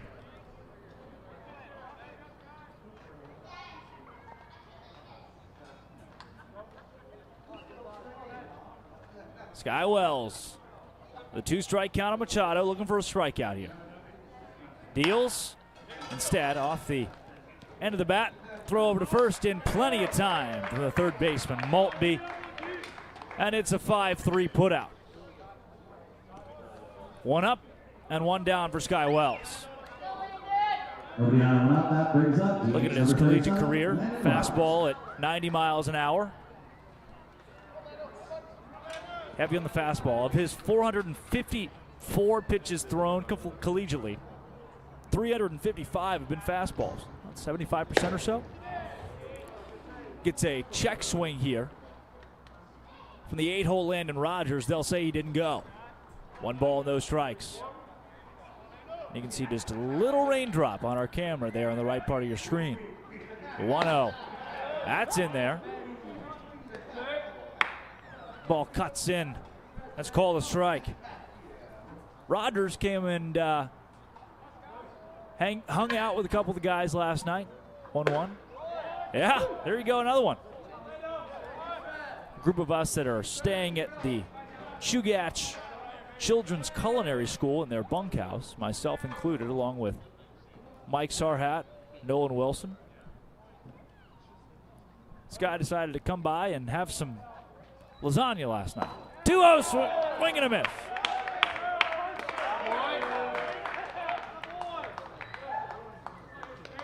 That'll do. First strikeout of the game for Sky Wells. Second baseman number 6, Alex Thurston. And now, get the 9-hole, Alex Thurston, out of Valparaiso. He's played in 3 seasons for Valpo. You combine his summer league for the Badlands the last couple of years, strike, with his 3 years of Valparaiso, he has seen 133 games, 544 plate appearances since 2021, the spring of 2021. 0-1. Oh, just off. Wilson, the catcher, holds on to it for a bit. Slightly confused as to how that was not a strike. Aren't we all, Nolan? Aren't we all? 1 ball, 1 strike. Wells deals low. You hear more energy and a more active dugout over there for the Anchorage Bucs. Hopefully it comes through on the crowd mic.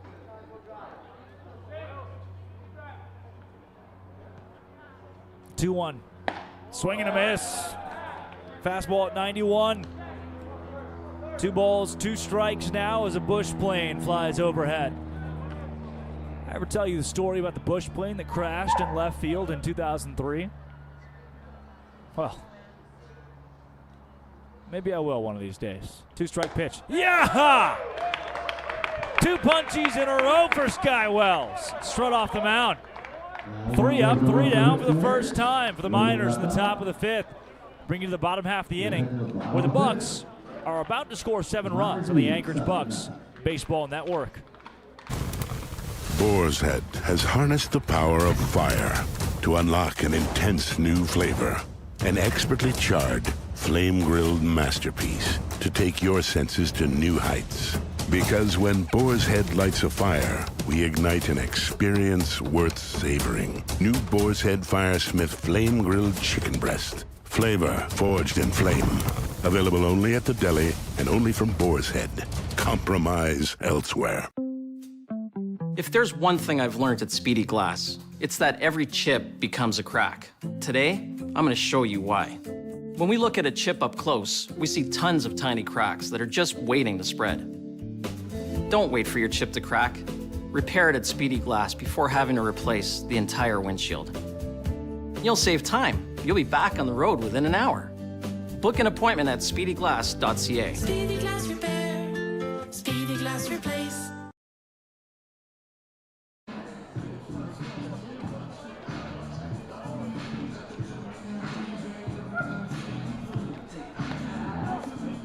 So the good news, they got some biggie playing over the PA here at Mulcahy. The bad news, he's back out of the mound.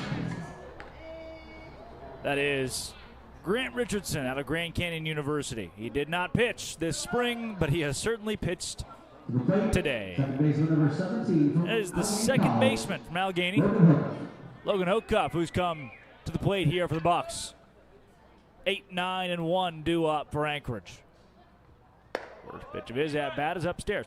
This is just the second at-bat of the game for Hocuff. So we're here in the 5th inning. Bucs have yet to go twice through the lineup in this game. Oh, Hocuff, deep drive, left field, get out of here, ball. It's caught. Haley in left field tracked it all the way back to about 5 feet from the wall and chalked this one up to the marine layer. The air is much thicker here in Anchorage, and this one stays inside the ballpark and is caught.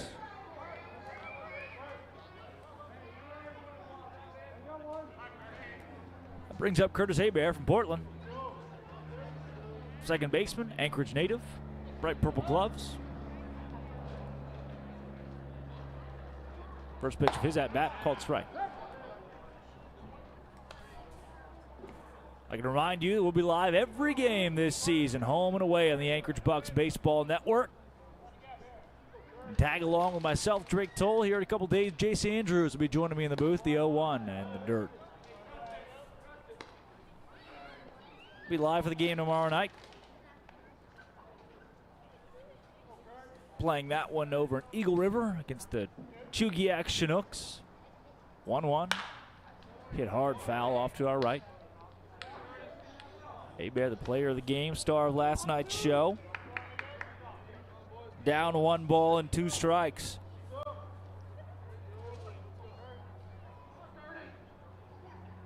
Two-strike pitch.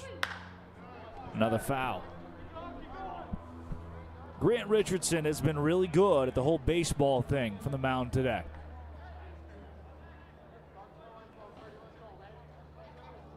Another 1-2 from Richardson. On the way. And another foul ball. Just way ahead. Hebert's seeing the baseball so well these 2 days. 1-2. Back up the middle. Slow roller. Coming over to the third baseman. He boots it. Rogers cut off Barreras. Kicks the ball, and Hebert safe at first. That likely an error. See what they score it. As a runner is on. And you flip the lineup back over. From Phoenix College, the center fielder, Cade Lacey. We're going to call it a hit. It's the 3rd hit of the day for the Bucs. So now, you're not going to like this, folks. Well, first pitch strike. You didn't like that. You're not going to like this. The Bucs and the Miners have the exact same amount of hits. Yep. 7 runs on 3 hits and 1 error for the Miners. No runs on 3 hits and 3 errors for the Bucs. 1-1.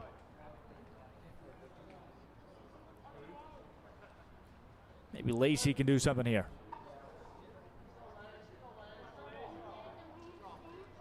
Runner goes. Throw down to second. Not in time. Hebert's got him a stolen base.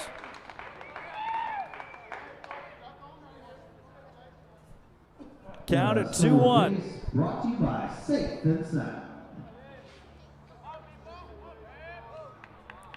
I'd like to remind you that we're sponsored by Panasonic. You can buy Panasonic with no card. They do take cash at Panasonic. 2-1. That's in the dirt.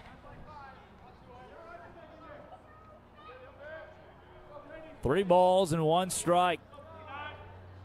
Are we getting to the end of the rope for Grant Richardson?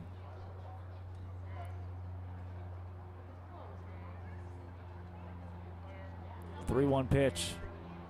See if Lacey gets something that he likes. Well, he fouls it off hard to our right. Count now full. 3-2.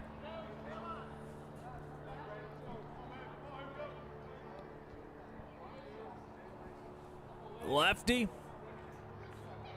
deals home the payoff pitch. Hit hard to the shortstop, Barreras. Throw to third. The tag is there. Barreras to Rogers.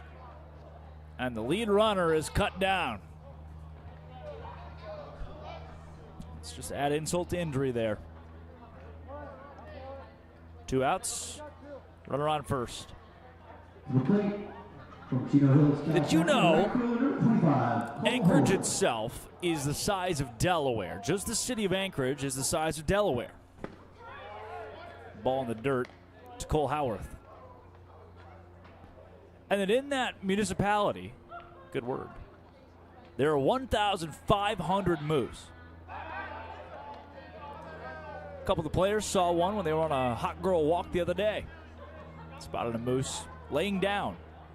A female moose or a cow, maybe? It's a female elk is a cow, I believe.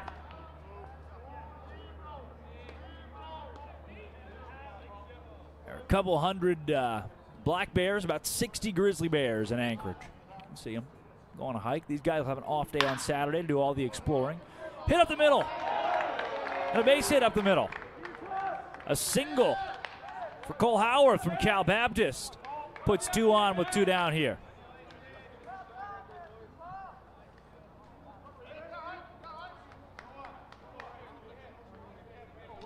Anchorage was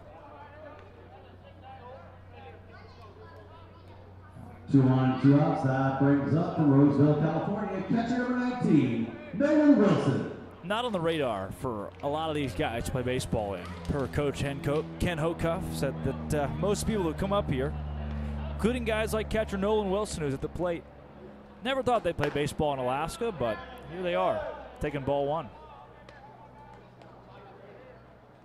Wilson from Nevada played catcher, right field. He played everything. He had a 5th-year catcher at Nevada this year, so he didn't get a complete season at the position. But does send one out to play foul. Tell you what's interesting, too, and surprised me, the pollen here. A lot of spruce trees. Some intense pollen up in Anchorage. I had no idea, did you? 1 ball, 1 strike. To the catcher, Wilson. Hard hit ball, left field, deep, going back. See you later, off the top of the wall. That's going to score 2. Wilson camps out at second base. Bucs are on the board. Wilson drives a couple in. Abear, Howard both score. Wilson camps out with a stand-up double at second base. So 2 down now. Wilson at second.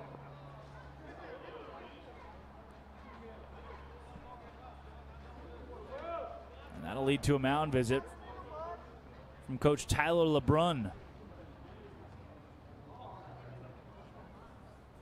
2 down. Wilson at second. There's 7-2 now. So the Bucs are not out of this thing yet. I told you last night they waited until the 9th inning to put any runs on the board. So this is improvement.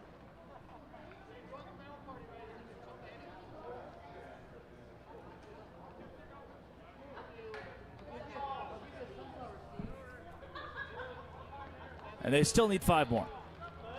Jacob Rebrooks to the plate, designated hitter from Pepperdine. Awaits the pitch and gets a ball. There's some little leaguers who've taken the field out in the field adjacent to us. 7:44 local time. Sun is still out. The 1-0. Oh, ball inside, called strike. 1-1 count. Told you, spruce trees, the culprits of all the pollen sprinkled throughout this park and the surrounding area. They are evergreens. You see a lot of greenery no matter the time of year in Alaska. You got 6 different mountain ranges around us here in Anchorage. Make the views beautiful. Hey, another base hit. Can Wilson get home? Haley relays it in fast enough that he cannot. Oh, ball gets away, though, but Wilson stays at third. It's a single for Jacob Rebrook. 4-hole hitter doing his job. So now runners in the corners, a little two-out rally here for your Bucs. Runners in the corners. That brings up right field number 13 from Phoenix, Arizona, Dante Turgeon. Dante Turgeon from Gilbert Community College in Phoenix to the plate. He's got a couple on here for him. Please bring them home. Gets a slider for a strike. Turgeon at Chandler Gilbert had a .340 average in the spring, 6 home runs, 41 RBI, 40 runs scored, and 8 stolen bases. Little speed in them legs. Hard hit ball, third base, throw to seconds in time. It was Rogers to Henson, and that retires the Bucs in the bottom of the 5th. They strand one, but they scored 2, 7-2, your new score. The Bucs. Defense comes out in the top of the 6th. See you there. We'll head to the top of the 6th. It was time to update the bathroom. But we didn't want to break the bank. Rebath made it effortless. A Rebath design consultant came to our home and presented us ideas and products in a way that made our decisions simple. They took away the old, installed the new, and gave us the bathroom we've always wanted. Style affordably. Call 1-844-9REBATH for your free in-home design consultation today. Of all the reasons we love Alaska, easy isn't one of them. We like a good challenge, but we also love innovative technology that simplifies our busy lives. Whether you want to make a deposit or pay a bill, check in or check out, or quickly send and receive money, one bank has the online and mobile tools to help you through whatever comes your way. Simple, secure, reliable. Bank on the go. First National Bank, Alaska. Arby's new steakhouse garlic ribeye sandwich. Who knew the best thing to come from a steakhouse wouldn't even come from a steakhouse? Arby's did, that's who. Arby's, we have the meat.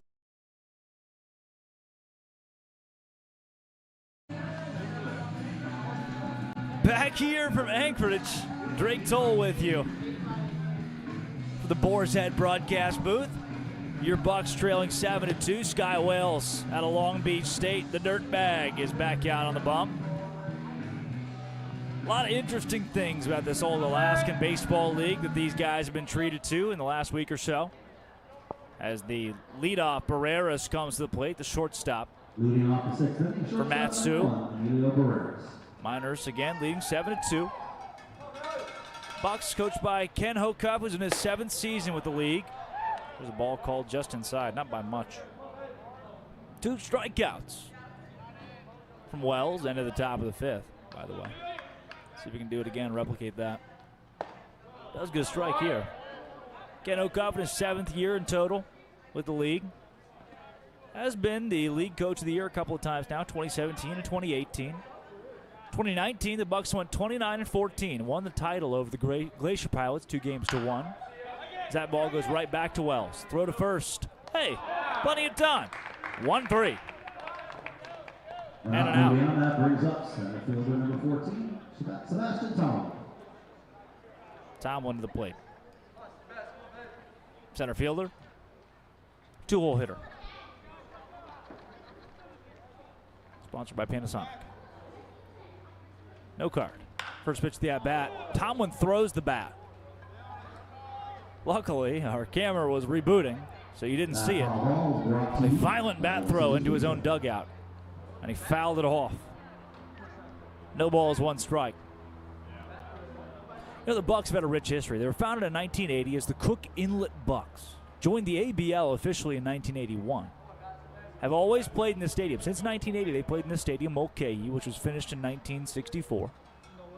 And they used to go almost every year down to Wichita, Kansas. How about this? Isn't this intriguing? The 0-1 pitch. Eye level. Isn't this intriguing? At the end of the year, they would fly this team down to Wichita, Kansas, where over 40 teams would compete for a National Baseball Congress tournament championship. 1-1 big hack and a miss from Tomlin. '83 they played down in Wichita. I think this is the last time they played in Wichita, per my notes. They lost in the final game of that tournament, 1-2. Oh, yeah! Watch her go by backwards. K, see you later. Tomlin to the dugout he goes. And Sky Wells is feeling good. Brings up the 3-hole vest. First baseman. Wearing number 17 tonight. So they play that tournament in Wichita. The last game of the tournament goes 19 innings. The Bucs, your Bucs, are the visiting team in that game. In the bottom of the 19th, the bases are loaded, and a hit by pitch ends things. A walk-off hit by pitch, as there's a called strike. At that point in time, they were the Cook Inlet Bucs, so they changed their name after '83, after the hit by pitch that walked in a run at the National Baseball Congress tournament. Good pitch. That was a strike. Called a ball. So they just changed their names out of embarrassment. They became the Anchorage Bucs in 1984. They won the ABL title in 1989, and that sparked a streak of 5 straight Alaskan Baseball League championships. But then there was the drought between 1993 and 2015, where they won one, their 8th overall in 2015. Would win it again in 2019, as I mentioned. That 2-1 series over the Glacier Pilots. Speaking of the Pilots, they finished last season at 27-9. These Matsu Miners. Matsu at 27-12, the league runner-up. Your Bucs are 17-18. The Oilers 15-23, and the Chugiak Chinooks, who the Bucs play tomorrow, finished with a record of a whopping, listen to this, 6-30. Swing and a miss. Off speed. Gross. Goodbye. 3 up, 3 down. That feels good, doesn't it? I'll see you in the bottom of the 6th. What do you say, huh? Anchorage Bucs Baseball Network.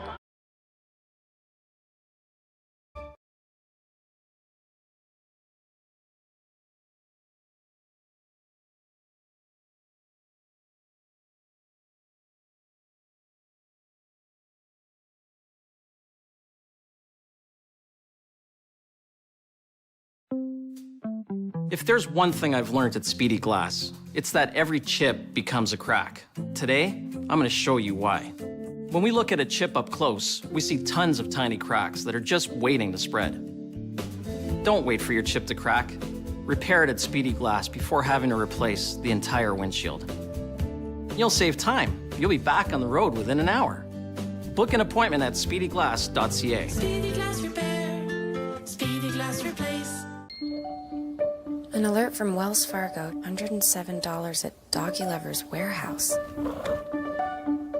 No, I would never. Doggy Lovers, please. You know me. I don't even know where that is. Look, I'm replying deny. See? Oh, come on. Hello?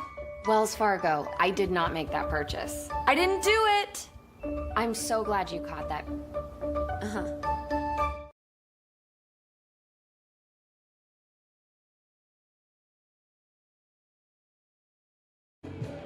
Welcome back to Mulcahy Park. That's the Wells Fargo logo. You see that.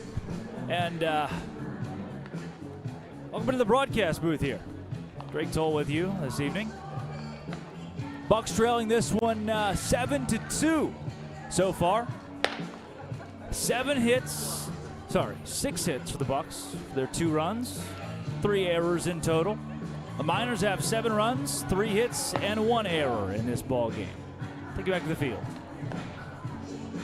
And a new pitcher ball game for the guys across the way. That is Bianchi, who's coming to the game.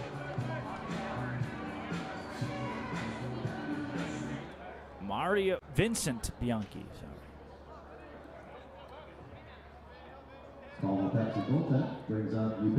He's from St. John's. At the plate. That brings up first baseman, number 27. First baseman for your Bucs, Zach Thomas, the 6-hole hitter who takes a ball outside, low and outside. Zach Thomas is ahead 1-0. Bianchi was a hitter and pitcher for St. John's. 1-0, called ball. Stingy. 6 2/3 innings pitched, allowed 5 earned runs, 10 walks in 6 2/3, 11 strikeouts, had 4 wild pitches, allowed just 3 hits in the 6 2/3 though, and wow, has thrown 2 straight pitches that looked like they were pretty solid strikes, but both called ball. So 3-0. Thomas ahead. Takes a strike down the pipe.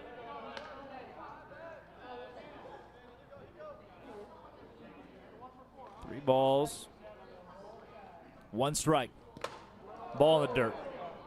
There you go. That'll do. The Bucs will take it. Zach Thomas goes over to first base. Down 7-2. Can Anchorage cook something up here in the bottom of the 6th? Your 6-hole hitter Thomas. Now it's your 7-hole, the third baseman, Dylan Maltby. Got to be related to Sean Maltby, the general manager, right? We'll figure it out. He takes a strike on the inside corner of the plate. For Bianchi. Fastball at about 90 miles an hour. That's where he'll set. 0-1, big swing and a miss. 0-2. Tops out at 93. He really likes his breaking ball. Throws a fastball just about 40% of the time. No balls, 2 strikes to Maltby. This guy's 1 foul over to the beer garden. There's another foul ball brought to you by Little Caesars Pizza. That's brought to you by Little Caesars Pizza. Wouldn't you know? Count remains 0-2 on the 7-hole Maltby out of Phoenix College, an Anchorage native. Pitch. Oh, in the dirt. And Zach Thomas is going to stay put at first base. Does not test the arm of Machado behind the dish. Maltby. Told you he's out of Phoenix College, that is. 189 average this spring over there with 6 RBIs. 9 runs scored himself. Takes strike 3. Right down the heart of the plate. Goes back to the dugout. That brings up Logan O'Cuff, second baseman out of Allegheny College,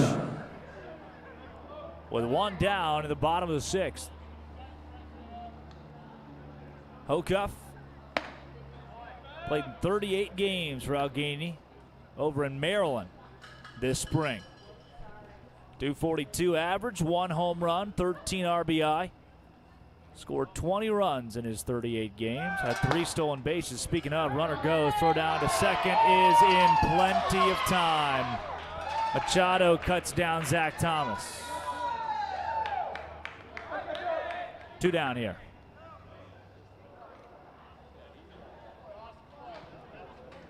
And a 1-1 count.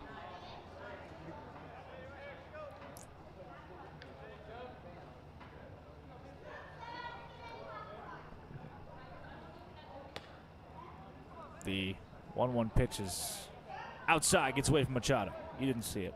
I told you about it, though. Remind you the defense for the Miners. It's Haley in left, Tomerlin in center, Carpenter in right. Across the infield, left to right, is Rogers, Barreras, Henson, Vest. Machado behind the dish. The new pitcher in the game is Bianchi, and he hits Logan O'Cuff. O'Cuff takes it off the back and goes down to first base. 1 2 away, that brings up from Anchorage, Alaska, shortstop. So if Thomas doesn't steal, yeah, it's all hypothetical, right? But if Thomas doesn't steal, there'd be runners on first and second with only 1 down, and maybe your best hitter, the 9-hole, Curtis Hebert, up. Started at shortstop today, takes the ball down low. Hebert 3 for 4 last night. He has 2 RBI this season. That's tied for best on the team with Nolan Wilson. Both of those guys each have 2. The Anchorage Bucs have 4 runs all year. You do the math on that one, huh? As a Bush plane flies overhead. This one has a couple wheels on it. It's not meant to land on the water. This one's going to a runway somewhere. 2 balls, no strikes. Pitch was a couple inches outside, but called a strike. Just skated through the river there. That being the portion of the playing surface between the outer half of the plate and the batter's box. 2-1. Another pitch in the river between the plate and the batter's box, called a strike. 2-2 now. Hey, Bear, now you've seen it. You're going to have to swing. The 2-2 with 2 down. Runner goes. Throw to second baseman Machado, not in time. 3-2. There's a Bucs stolen base brought to you by Count has gone full. Runner in scoring position for Bear. He can put the Bucs within a grand slam.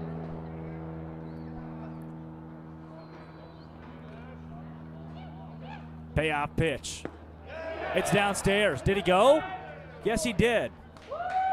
And Bear knew it. Before they even checked, he started walking down to the dugout. That'll do it for the 6th inning. We go to the top of the 7th. Bucs 2, Miners 7 here on the Anchorage Bucs Baseball Network.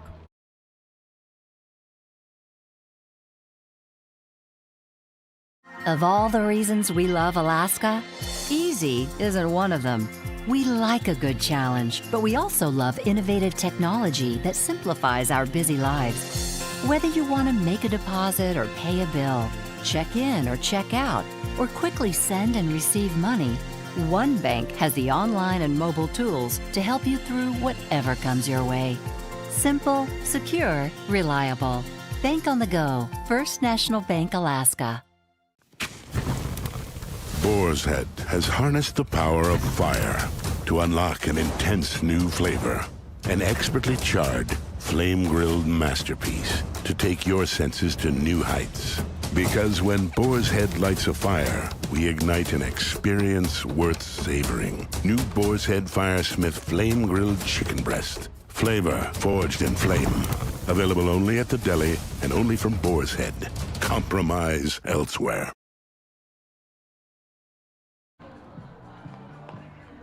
Welcome back to the Anchorage Bucs Baseball Network. To the top of the 7th inning we go.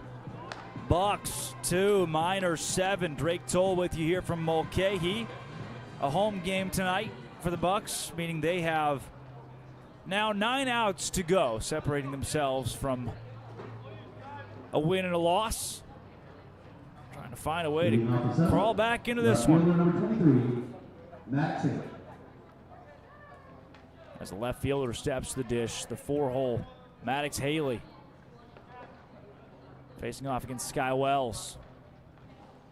Lefty Wells has already a handful of strikeouts here. Hopefully he can keep the momentum going. He's got a foul ball. Look, it's a very similar recipe tonight to what happened last night. The Pilots got up pretty quick, 7-0 in the first 2 innings. Tonight, the Miners got up 7-0 in the first 3 innings. And it hasn't been via hits. The Miners have 7 runs on 3 hits, 1 error. The Bucs, 2 runs on 6 hits and 3 errors. The Bucs have double the hits of the Miners. 1-1.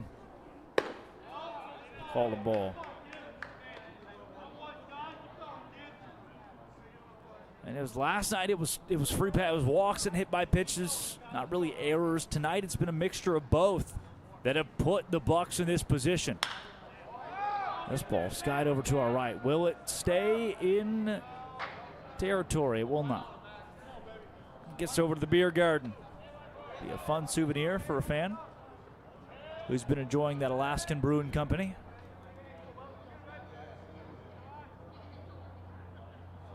Two balls, 2 strikes. The lefty, Sky Wells, looking for another punchy. Got it. Swing and a miss. See you later, 4-hole hitter Maddox Haley. Now you get the right fielder from Utah, Caden Carpenter. The 4th strikeout for Wells. That'll do. 2 nights in a row, the starting pitching has just been rocky for the Bucs. A couple of guys who have struggled to put things together, and that is what has put them in these scenarios. Hernandez, good case. Both solid pitchers. Both didn't have a ton of time in the spring. They just get thrown in the fire out here. It's called strike. Fastball at 92 from Wells. Coming at you from the left side. That looks nice. 1 ball, 1 strike, 1 out. He deals. There's another strike.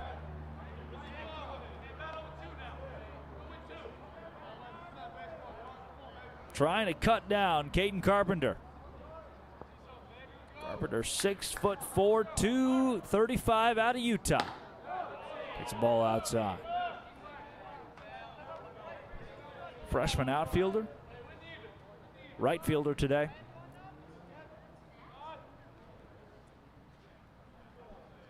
Has an even count at 2-2 from Wells. Lefty winds and fires. Swing and a miss! Strikeout number 5 from Wells. Sends Carpenter back to the dugout. It is his world. We're all just living in it. Coaches are trying to figure out who's got the stuff. Sky Wells has got the stuff. Brings up the 3rd baseman, Braden Rogers from Central Arizona. Can Wells go 3 up, 3 down with 3 strikeouts here? There's a strike. I dare him to do it. Ahead 0-1. Fires. Oh, looked like that could have been called a strike, but fell out of the glove of Wilson. 1-1 count. Can the Bucs get 3 up, 3 down on 3 strikeouts and ride the momentum to a couple runs to come back here? The ball is hit well to center, but can't be got underneath it as Lacey makes the catch. 3 up, 3 down for Sky Wells. 4 straight innings for the Miners have been held scoreless here from Mulcahy. Bucs coming to the plate. Let's stretch on the Anchorage Bucs Baseball Network. Arby's new steakhouse garlic ribeye sandwich. Who knew the best thing to come from a steakhouse wouldn't even come from a steakhouse? Arby's did, that's who. Arby's, we have the meats. Subway has so much new, I couldn't fit it all in the last ad. Yep, so let me finish this. There's new hickory smoked bacon, fresh mozzarella, smashed avocado. You know what? There's a lot, but it all makes a better footlong. Can I get a word in? Sure, take the tagline. Because you got to refresh to be fresh. It's the Eat Fresh Refresh at Subway, and they're refreshing everything from how they make it to how they bake it to how they bring it to you. This new Turkey Cali Fresh is incredible. Do you even eat bread? Steph, it's a commercial. Hey, Jake from State Farm. I want that personal price plan. So how's this for personal? I draw mustaches on players' faces when they're asleep. Coach Reed, you don't need to get that personal to get the State Farm personal price plan. It helps you create an affordable price just for you. Oh, Coach, it happened again. I'm gonna get to the bottom of this. Call or click to get a quote today. Like a good neighbor, State Farm is there. We have officially hit midnight on the East Coast on the Anchorage Bucs Baseball Network, and that is about where the physical clock, the mental clock of Vincent Bianchi, the pitcher, 6'3", 195 for the Matsu Miners out of St. John's. That's about where he is, 12:08 a.m. But just 8:09 local time. As Lacey stands in and takes a ball low and outside. Cade Lacey, the leadoff center fielder out of Phoenix College. leading off the bottom of the 7th, despite what the scoreboard says. 1-0, he takes low and outside. He's ahead, 2 balls, no strikes. That's not the 8th, it is the 7th. Grounder, soft grounder, third base side. Rogers is there. Throw to first, gets away. And there's obstruction. Meaning easily taking second base is the leadoff Cade Lacey. He stands there. Not too bad, huh? Your Bucs have a man in scoring position. Nobody down. Runner on second and nobody out. And you're at 2, 3, and 4 due up. That brings up right fielder number 25, Cole Howard. There. Now it looks better. Cole Howard doing up out of Cal Baptist. First pitch of his at bat, a called strike. Howard, the .313 batting average, 35 starts in the spring for Cal Bap.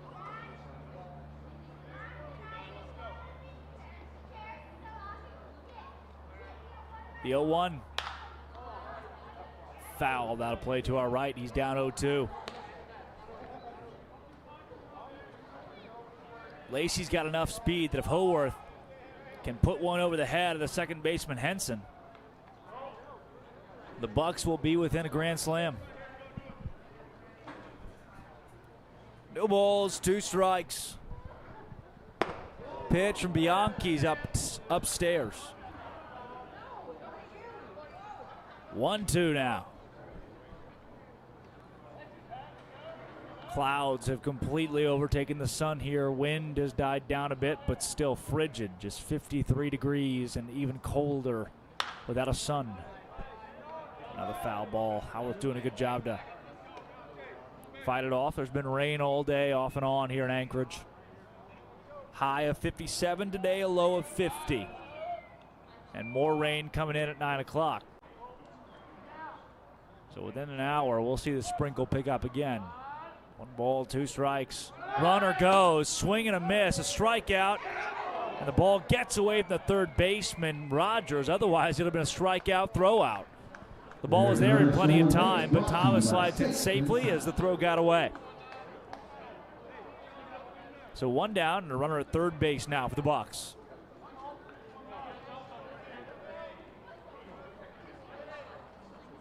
And Nolan Wilson at the dish.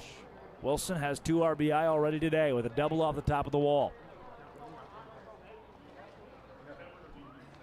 He takes a big hack and misses. Comes up empty on the fastball from Vincent Bianchi.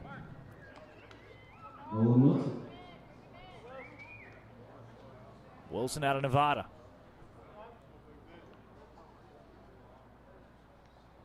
Oh-1, way high. Plays catcher, right field, designated hitter. Nevada put him pretty much everywhere. Started over 50 games for the Wolfpack. Takes a ball way outside. 6'1", 210 pounds from Roseville, California.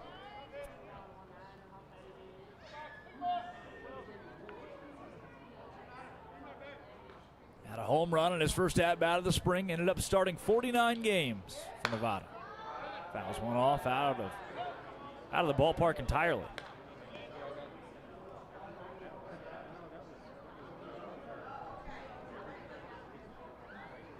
At a 342 OBP. To pair with his 288 batting average. 2-2. This one, big hit into center field. Wilson has RBI number 3 on the day. The Bucs have run number 3 on the day. Cade Lacey comes home and Nolan Wilson stands at first base. 7-3 your score. 1 on, 1 out. That a guy, huh? It's number 22, Jacob Rebrook. Rebrook stands in now. What can the Bucs put together here?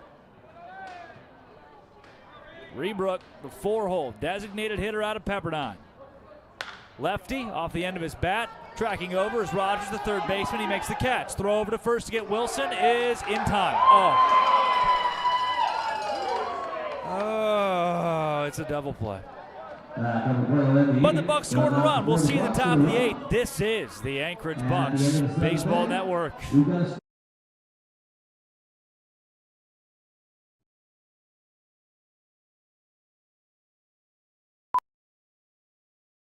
Keep on the sunny side, always on the sunny side. Come into Village Inn and see why the sun rises and sets with breakfast. It will help us every day, it will brighten all the way, if we keep on the sunny side of life.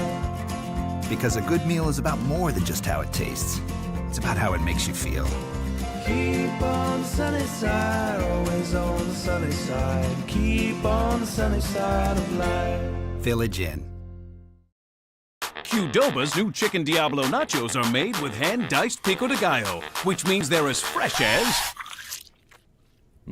They're also loaded with juicy adobo chicken, flame grilled in-house, so they're as flavorful as... And they're topped off with fiery queso...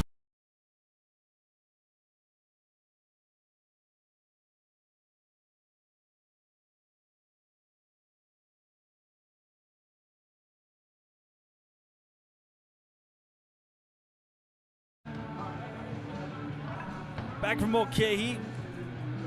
Drake Toll with you. A lot of pollen around the ballpark today. Sky Wells is back out on the bump. Despite the rain, there's pollen everywhere. There's snow on the mountains. There's snow even on, it's weird. I don't know if it's the climate, the environment, what you call it. I'm not an agronomist. But you can be in our house. We have a little bunkhouse, 15 minutes away from the stadium here in Anchorage, and you can go on a run in the mornings and see snow. Be within a mile and a half of a snowpack. Doesn't make a lot of sense to me. We're at sea level, we're right by the ocean. But you can do it. The catcher Machado comes up. Austin Machado out of St. John's, 7-hole hitter. Takes one from Sky Wells. Was called a strike, but he ducked out as if it was going to hit him. I don't know what he was looking for there, but Wells has just been great. Wells has 5 strikeouts so far. The 0-1 from Sky. He's ahead 0-2. No balls, 2 strikes. Wells showing some ace material here. The 0-2. Just fouled off. Tap right in front of the plate. And then back behind the catcher, Wilson.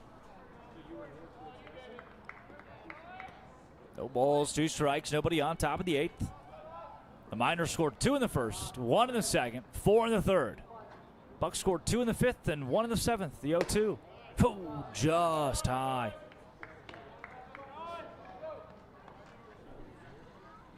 One, 2 now.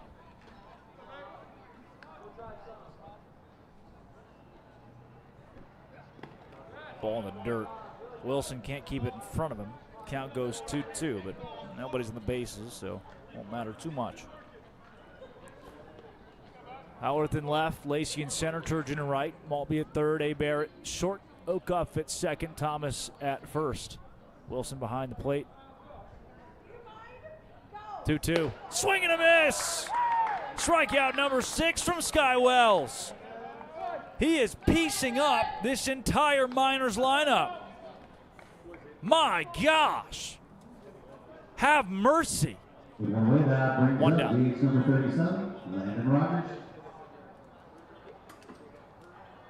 Sponsored by Panasonic today.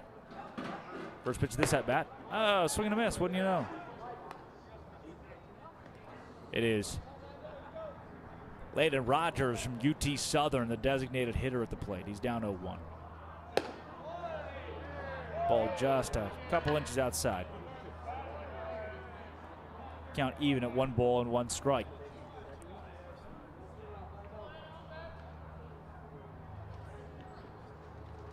And just as promised, the sprinkles begin again. Ball high. Since these guys got to Anchorage, they've seen the sun maybe once. Maybe. Not a lot of it. And that was yesterday, where you got Oh my gosh. Landon Rogers swung and had no idea where the baseball was. Fell down. My, Sky Wells, what do you got here? Unbelievable. 2-2. You're done. No more. You don't get to bat anymore. You're done. Dugout. Another strikeout. 7 for Sky Wells. Unbelievable. Landon Rogers to the pine. Oh my goodness. Next to the plate, with 2 down. Second baseman number 6, Alex Thurston. Alex Thurston up from Valparaiso. Please strike him out. Yeah, strike 1. I mean, if the offense could just put up a little bit here, a little bit to back up Sky Wells. Make this thing interesting, huh? The 0-1. Popped up, out of play. No balls and 2 strikes. I don't think he's going to mess around and throw a ball here. I don't think he's going to give him something to look at. Sky Wells, he's jumping up and down on the mound. He's going back in the zone here. Here we go. I'm standing up. The whole crowd's standing up. No balls, 2 strikes with 2 down. Sky Wells. That's foul ball. There's another foul ball brought to you by Little Caesars. Trying to cut down the 9-hole, Alex Thurston. 3-year starter at Valpo. Another 2-strike pitch is on the way from Wells. Good morning, good afternoon, good night. 3 up, 3 down on 3 strikeouts from Sky Wells. That's 8 of them. Count them. I don't even have enough fingers to do so. What an ace. To the bottom of the 8th we go. Minor 7, Bucs 3 on the Anchorage Bucs Baseball Network.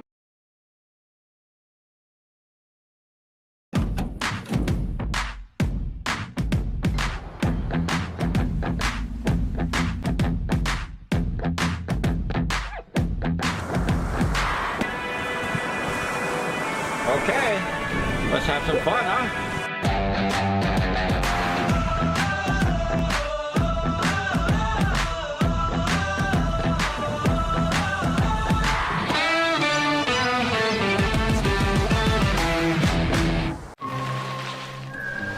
Check it out. Imagine how much Mountain Dew is in there.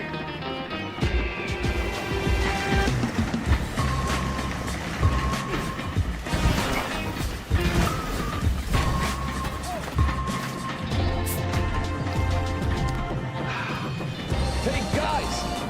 We should probably drink these fast.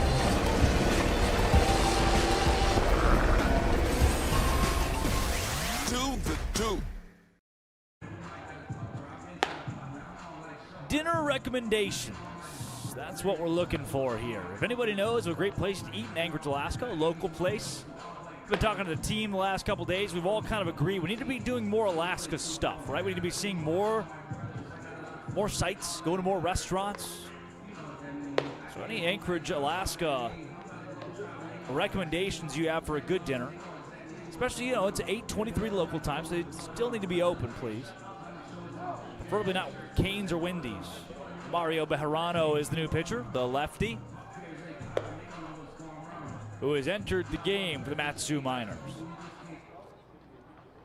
He's out of Arizona JC,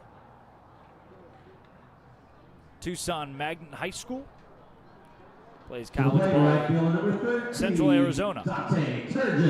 He's got to deal with the 5-hole Dante Turgeon. First pitch to Turgeon in there for a strike. For a lot of these guys, we're learning about them. I'm learning about them just as you are. Bejarano is one of them. 0-1 pitch. Oh, big cut and a miss.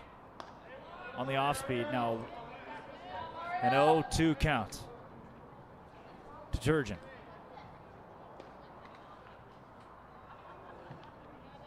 The pitch. Owen's upstairs. 1 ball, 2 strikes.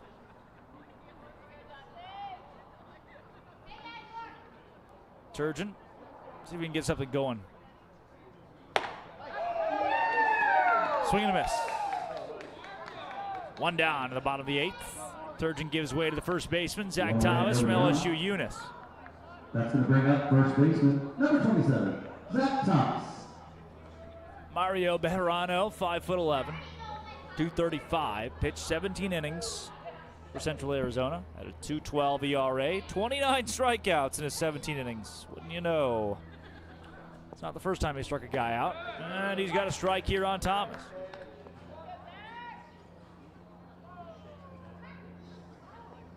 And I miscalculated. My scorebook was wrong.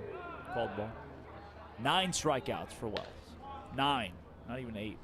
9. For the Bucs. That's unbelievable. 1-1. Dirt. 2 balls, 1 strike. Zach Thomas now ahead. Couple more raindrops hit Mulcahy Stadium.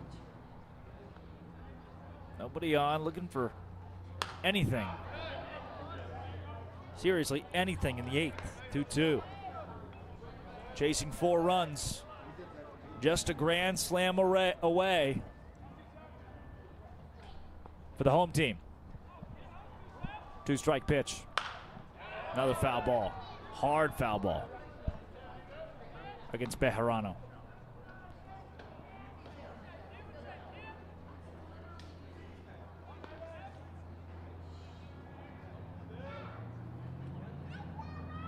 Two. Outside. Can Thomas get a free pass here, huh? Bejarano threw 217 pitches in the spring. Fastball at about 87 miles an hour. This is tagged to Henson at second. Throw to first. Yep. A 4-3. 2 down now. Nobody on. That's going to bring up Dylan Maltby out of Phoenix College, third baseman. What can he do here? Maltby 0 for 2 today, has a walk. Watches a ball in the dirt.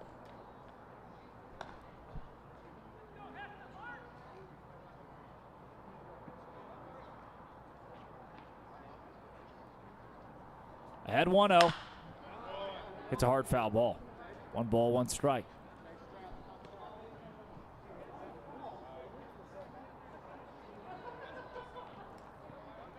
Sounded like the bat might have cracked a bit.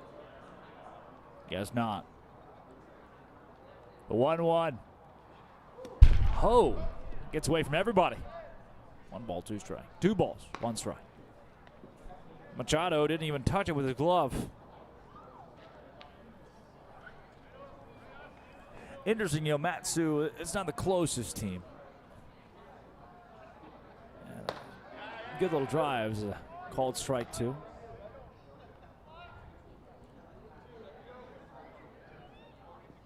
To get over there, take you about 45 minutes, 40 minutes. These guys came in 3 different vans. Ball outside. And a 3-2 count now. To the 7 hole. Over around Wasilla, Alaska. That's where these guys come from. The payoff. Driven to center field. Down for a base hit. It splits. Barrera sets short and Henson at second for a single. And the second time tonight, Maltby is on base safely. 1 on and 2 outs. That brings up. That hit brought to you by Panasonic. Second baseman number 17. No card needed to shop at Panasonic. So the runner on first. You get your 8 hole. Logan O'Cuff from Allegheny College in Maryland. Fastball. 87 to O'Cuff. Called strike.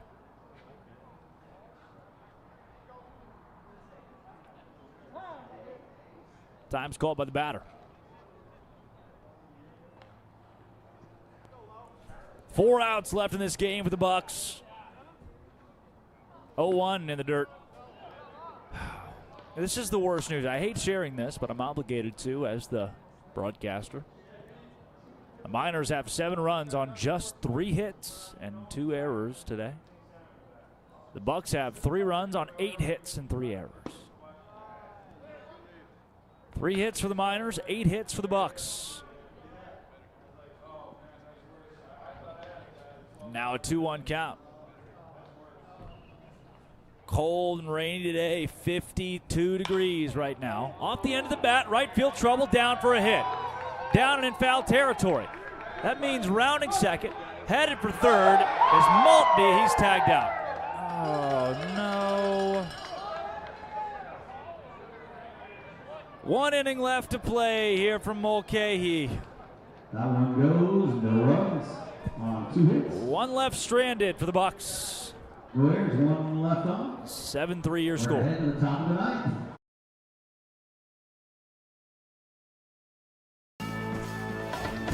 They call him the harder farmer, a real bad man with a soft side for hard lemonade. He's got a nose for lemons and for trouble. This time he's back with half tea, half lemonade, and 100%. Oh, wow. Oh, wow. Get your hands on some today before the harder farmer gets his hands on you. When Subway opened, they changed the fast food game. But sometimes you gotta refresh to be fresh. Welcome to the Eat Fresh Refresh, where there's so much new, some say it can't fit in one ad. I say, we're talking a new All-American Club, deli-style oven-roasted turkey, and... Oh, that's the new steak and cheese. Oh, yeah, I knew that. That's the one with the new seasoning. And that was the new MVP Parmesan vinaigrette. Right, which makes the next level foot. Hold up, the Subway logo? Wait, I'm out of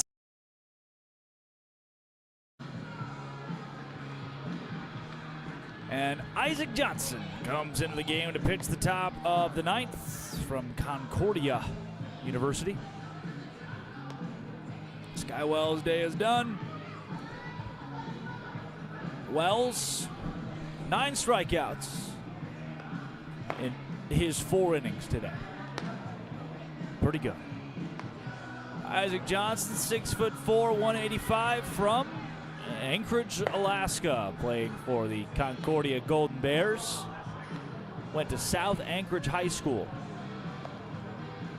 where he lettered twice in baseball for the Wolverines. Was a Cook Inlet Conference first team all-tournament team. Earned all-state tournament team honors while helping the team to a 17-0 record in a Division I state championship. He did not allow an earned run in 35 innings, went 7-0 up here in Anchorage with 4 complete games and 6 shutouts. Struck out 59 and held opponents to a .081 batting average through 1 no-hitter over the course of his time up here in Anchorage. In 2023, had 6 innings pitched for Concordia, as he faces off with Barreras, the leadoff hitter, shortstop for the Miners. In those 6 innings, he did allow 15 hits, 17 earned runs. Dials up a ball. Trying to get back in the saddle here and find some success up in Alaska, his home state, in Anchorage, his hometown. 1 ball, no strikes. Ball right back up the middle to the shortstop, Abear. He boots it. That'll be the 4th error of the game for the Anchorage Bucs. Runner on first. That means that center fielder Sebastian Tomerlin from Central Arizona will come up.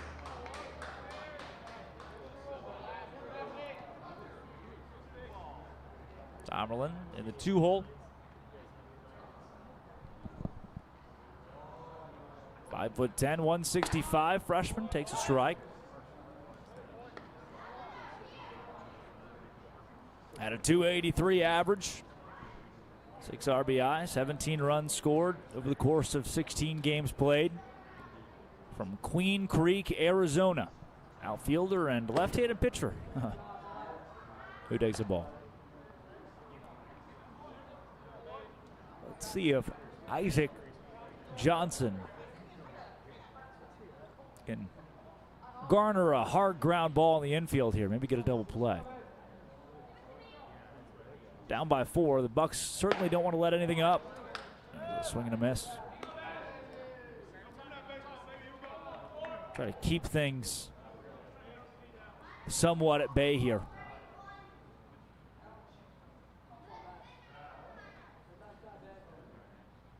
The 1-2. Runner goes. Johnson steps off. Throw to second. Gets away. Runner going to third. He's there safely. The ball gets away again.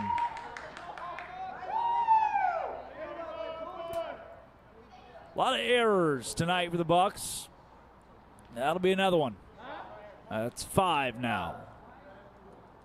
Hocuff's going to come out and talk to his pitcher. Emilio Barreras stands at third. Count is at 1 ball, 2 strikes.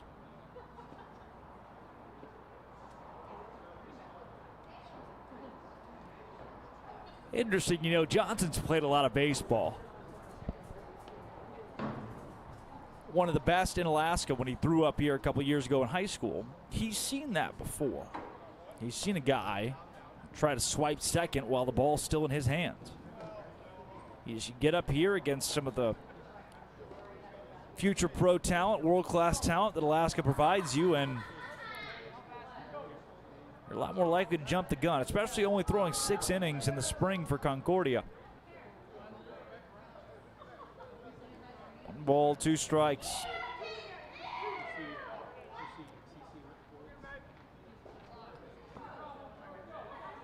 Johnson looking for a K here. Deals. Foul ball. Johnson's big. 6'4", 185. Big Johnson. Fires a 1-2 to the shortstop. And it's through the 9-hole of A-Bear. Error number 6 for the Anchorage Bucs.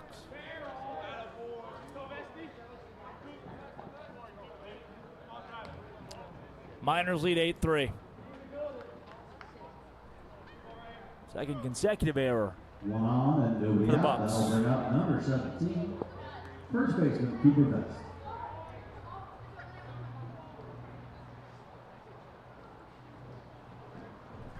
Tomerlin gives way to the BYU product, Cooper Vest. First pitch he gets from Johnson's in the dirt.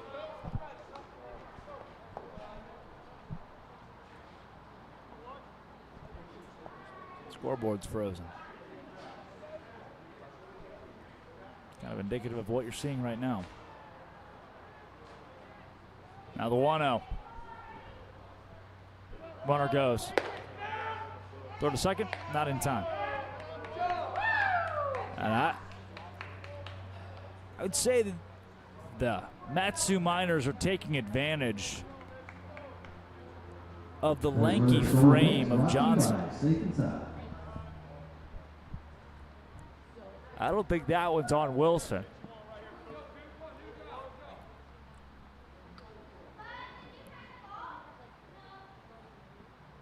(2-0) fouled.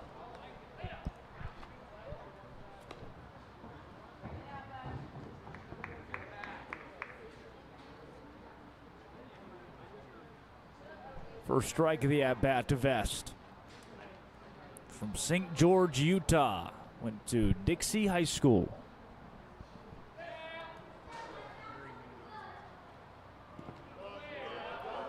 (3-1) now. Vest has been at BYU for 3 seasons.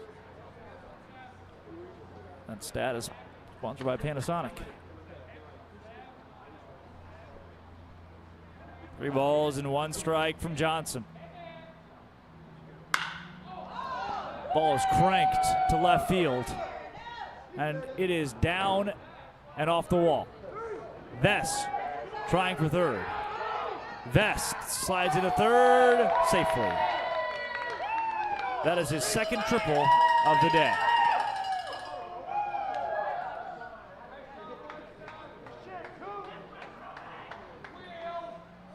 good if you're a BYU Cougar fan. Runner on third, nobody out. That brings up left fielder number 23. New score is 9-3.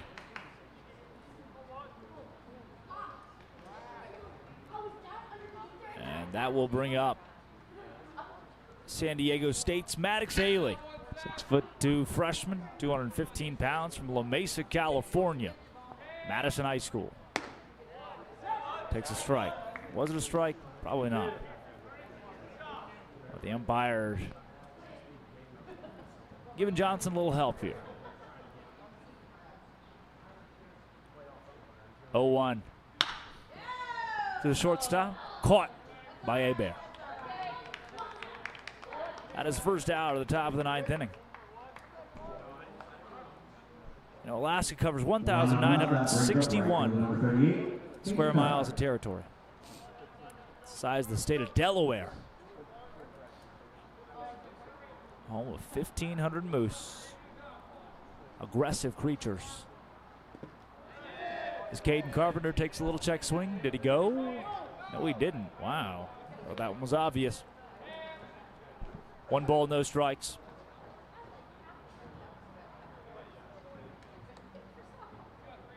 Carpenter, an outfielder at Utah. Playing baseball in his home state. Hebert with not enough room to get to this one, and Howarth takes a bad angle in left field, so it gets past him. Trying for third is Carpenter, and he slides in safely. That'll be another error on the left fielder, Howarth. That would have only been a single. Had it not gotten away from Howarth. Third baseman number 18. That should be error number 7, but we might just keep it off the board for pity's sake.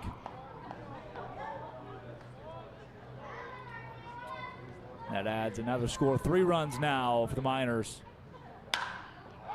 Infield fly. Thank you. Somebody catch it, please. Over there in front of it, making the catch is the first baseman, Thomas. Much appreciated, my friend. 2 down. 1 on and 2 out. That brings up number 25. Now, Austin Machado. need the catcher, Austin Machado. From St. John's, 303 average in the spring. First pitch from Johnson, called strike on a fastball. Johnson, the Concordia product. The Golden Bears, Concordia St. Paul, trying to get himself out of this. And stranded runner 90 feet away. That was a ball outside. Bucs chasing a 7-run deficit. It was 7-0 after the third, then 7-3 going into the top of the ninth.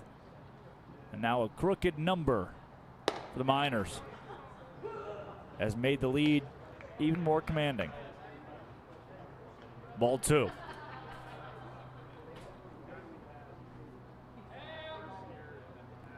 Alaska was the 49th state admitted to the Union. There's another foul ball brought to you by Little Caesars Pizza. Over 40% of Alaskans actually live in Anchorage. Isn't that neat?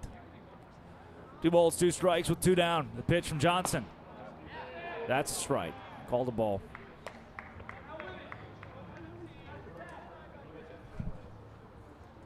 Off speed from Johnson. Looked good. Looked real good. Payoff. Foul. I'm sure this isn't the first time that Johnson's pitched at Mulcahy. Told you he's from Anchorage. Likely spent a few times out here during his high school days, playing for South High School. On that old turf mound. Another payoff. Outside. Runners on first and third now for the Miners. Runners on the corners and 2 outs. That'll bring up DH number 37. Now you get the 8-hole. Landon Rogers. 5'10", 180. Sophomore from Olive Branch, Mississippi. Takes a ball inside. 49 games at UT Southern. He had 403 average, 11 home runs, 56 RBI, 72 runs scored. You hear that? In 49 games, 72 runs scored, 30 stolen bases. 10 for the Bucs. 3-0. High. Bases are juiced. 2 down. Will that warrant a mound visit? Looks like it will not. Now the 9-hole. Alex Thurston. Thirst, 6 foot tall, 180 pounds from Valparaiso. Over in Indiana, takes a strike. Has 544 plate appearances since the spring of 2021. The 0-1 with 2 down to the bases, juice is fouled. He's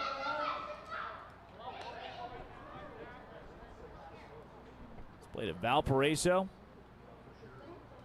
and spent 2 consecutive summers in the Expedition League for the Badlands. 0-2. Hit hard to right field, but right at Turgeon. Makes the catch. That retires top of the 9th. Strands 3, but 3 came across for the Miners. Matsu, 10. Anchorage, 3. We return to the Anchorage Bucs Baseball Network. It was time to update the bathroom. But we didn't want to break the bank. Rebath made it effortless. A Rebath design consultant came to our home and presented us ideas and products in a way that made our decisions simple. They took away the old, installed the new, and gave us the bathroom we've always wanted. Style affordably. Call 1-844-9REBATH for your free in-home design consultation today. Of all the reasons we love Alaska, easy isn't one of them. We like a good challenge, but we also love innovative technology that simplifies our busy lives. Whether you want to make a deposit or pay a bill, check in or check out, or quickly send and receive money, one bank has the online and mobile tools to help you through whatever comes your way. Simple, secure, reliable. Bank on the go. First National Bank, Alaska. Arby's new steakhouse garlic ribeye sandwich. Who knew the best thing to come from a steakhouse wouldn't even come from a steakhouse? Arby's did, that's who. Arby's, we have the meat.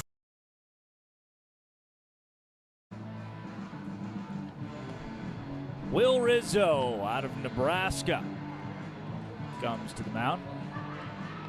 Here in the bottom of the 9th, trying to shut down your Anchorage Bucs. Score of 10-3 and a 7-run deficit.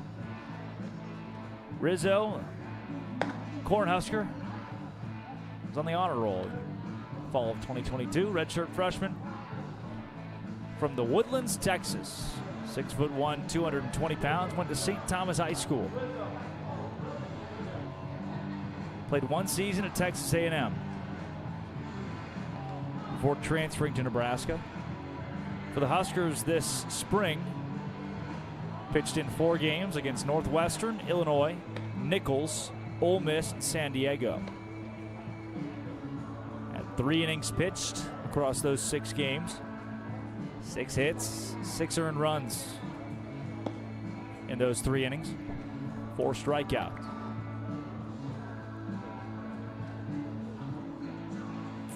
Will Rizzo will face 8, 9, and 1 for the Bucs. They need 7 runs.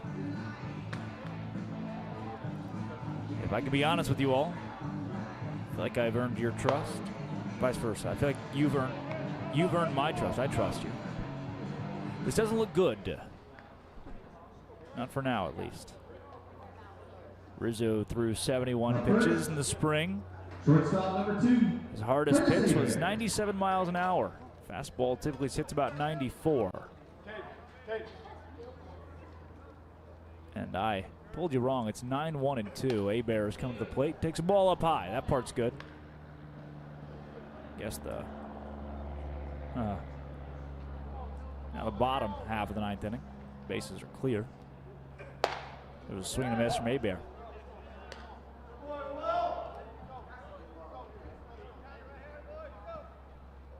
One ball, one strike. On the 9-hole. Takes a ball inside. Well, if anybody's going to spark your comeback in the ninth, A-Bear's the guy to do it. Maybe the most dangerous 9-hole hitter in the league to this point. Ahead 2-1. Ahead 3-1. That ball gets away from Machado.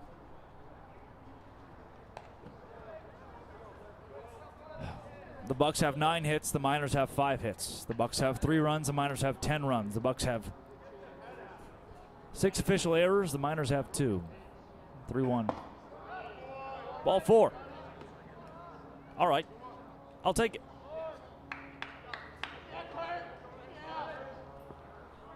It'd be a little different if the Bucs had not given up 3 runs at the top of the ninth. I'd feel a little more rigor with a man on, down by 4, and nobody down in the bottom half of this inning. Especially with the top of the lineup and center fielder Cade Lacey from Phoenix College up. Takes the ball low. He gets away from the catcher completely, but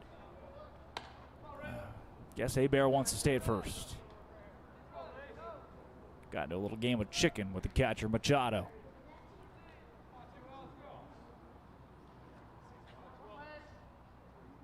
The 1-0 in there. 95. Fastball for a strike. 8:52 local time. We approach 9 p.m. The lights aren't on. That's right. They don't need to be. And it's completely well lit here at Mulcahy Stadium because the sun never goes down where we exist in Anchorage, Alaska. There's another foul ball brought to you by Little Caesars Pizza.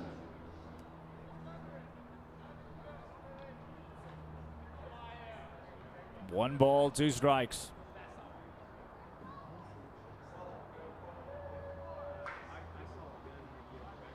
And the 2-strike delivery. Just barely fouled and right into Machado's lower half. If you're picking up what I'm putting down. Umpire's going to bring out the baseball to the pitcher. Coaching staff's going to come check on the catcher, Machado, who seems to be in some pretty good pain there. As they check on him, we'll take a break here on the Anchorage Bucs Baseball Network.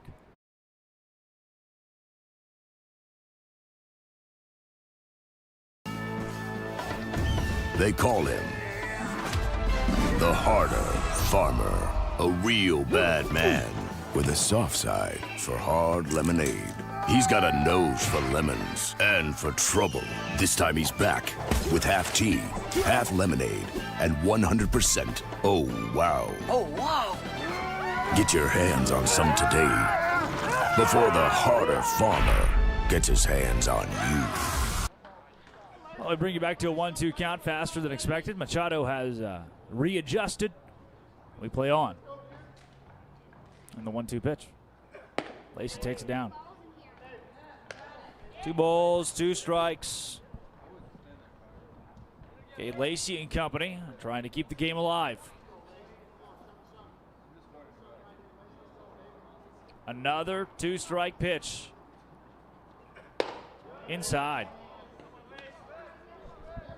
Will Rizzo misses and the count goes full. 3-2.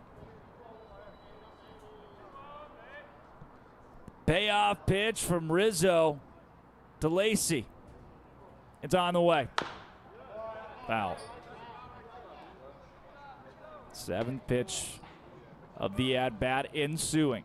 Lacey has stretched this one out. Bucs with just 3 outs left in this game.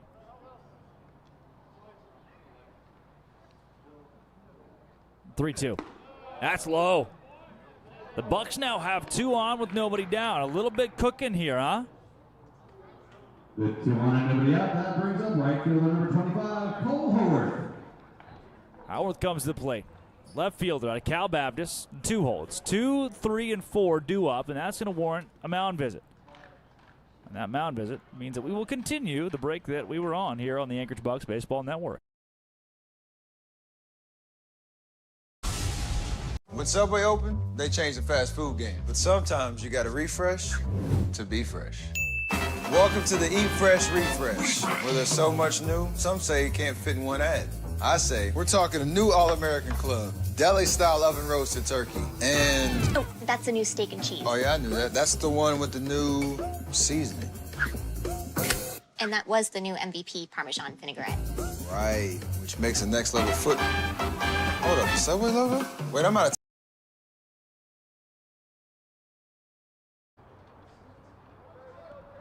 Back from Mulcahy with Cole Howarth, the 2-hole left fielder at the dish. 2 on and nobody down in the bottom of the 9th. Bucs chasing 7 runs. And a 1-0 count after that pitch misses. Approaching midnight Central Time, 1 a.m. on the East Coast. But just 8:56 here in Alaska. 1-0 foul. Hey, you're saying there's a chance here. Again, it would be much more interesting had the Bucs not given up 3 runs in the top of the 9th. But they did. 1-1 pitch. In there. Right at the knees. Howard is followed up by Wilson, Rebrook, and Turgeon. 1 ball, 2 strikes. The pitch. Swing and a miss.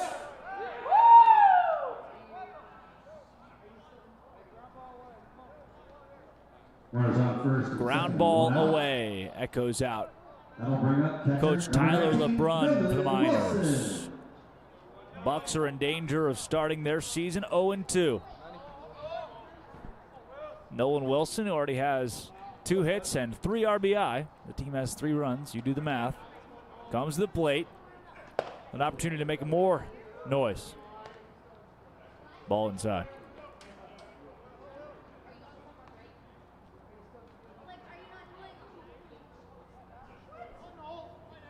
One ball, no strikes with 1 down. Wilson tosses the bat.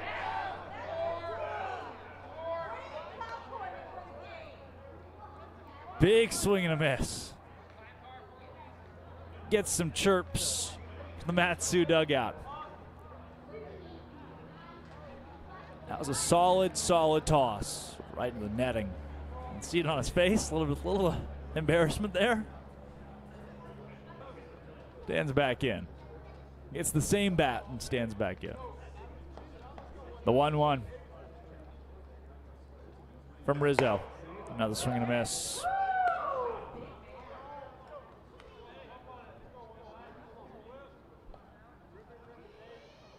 One ball, 2 strikes with 1 out, and 2 on for the Bucs.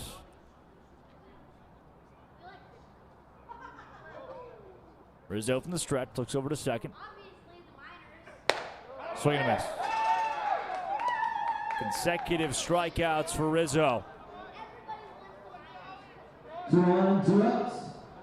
That brings up DH number 22. The game is now in the hands of the designated hitter, Jacob Rebrook from Pepperdine. He can keep it alive or send us home around the 3-hour mark. Up to him. Rizzo goes in the dirt. That ball is brought to you by Panasonic. No cut. The 1-0 ensuing. Runners go. Nobody's at second. Nobody's at third. They're going to advance freely. And a ball outside the zone. Now 2 in scoring position.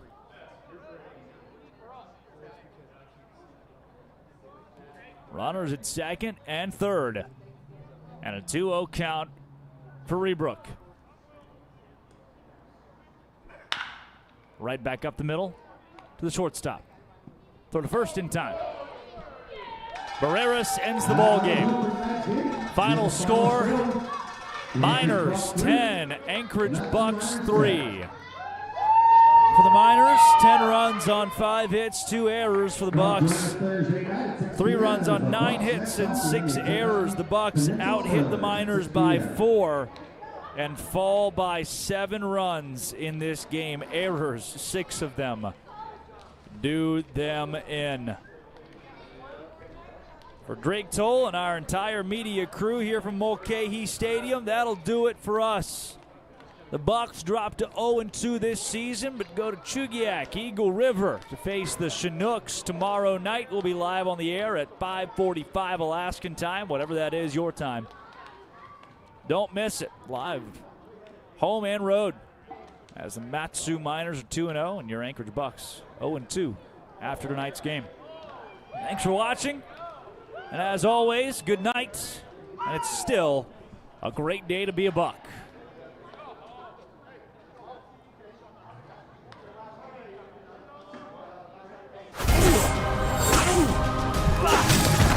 Stay away from my wife. Hi, I'm Ben Stiller. My job as an actor is making you believe what you're seeing is real. Louise, will you? The pain is real. That the cold is real. Don't say that about yourself. I know. I know. But friendship is real. The real is real. But it's not real, it's just acting. Wow, that's like really good. Or was I just acting? Only way to know is to try it for yourself. This is really, really ridiculously good tasting.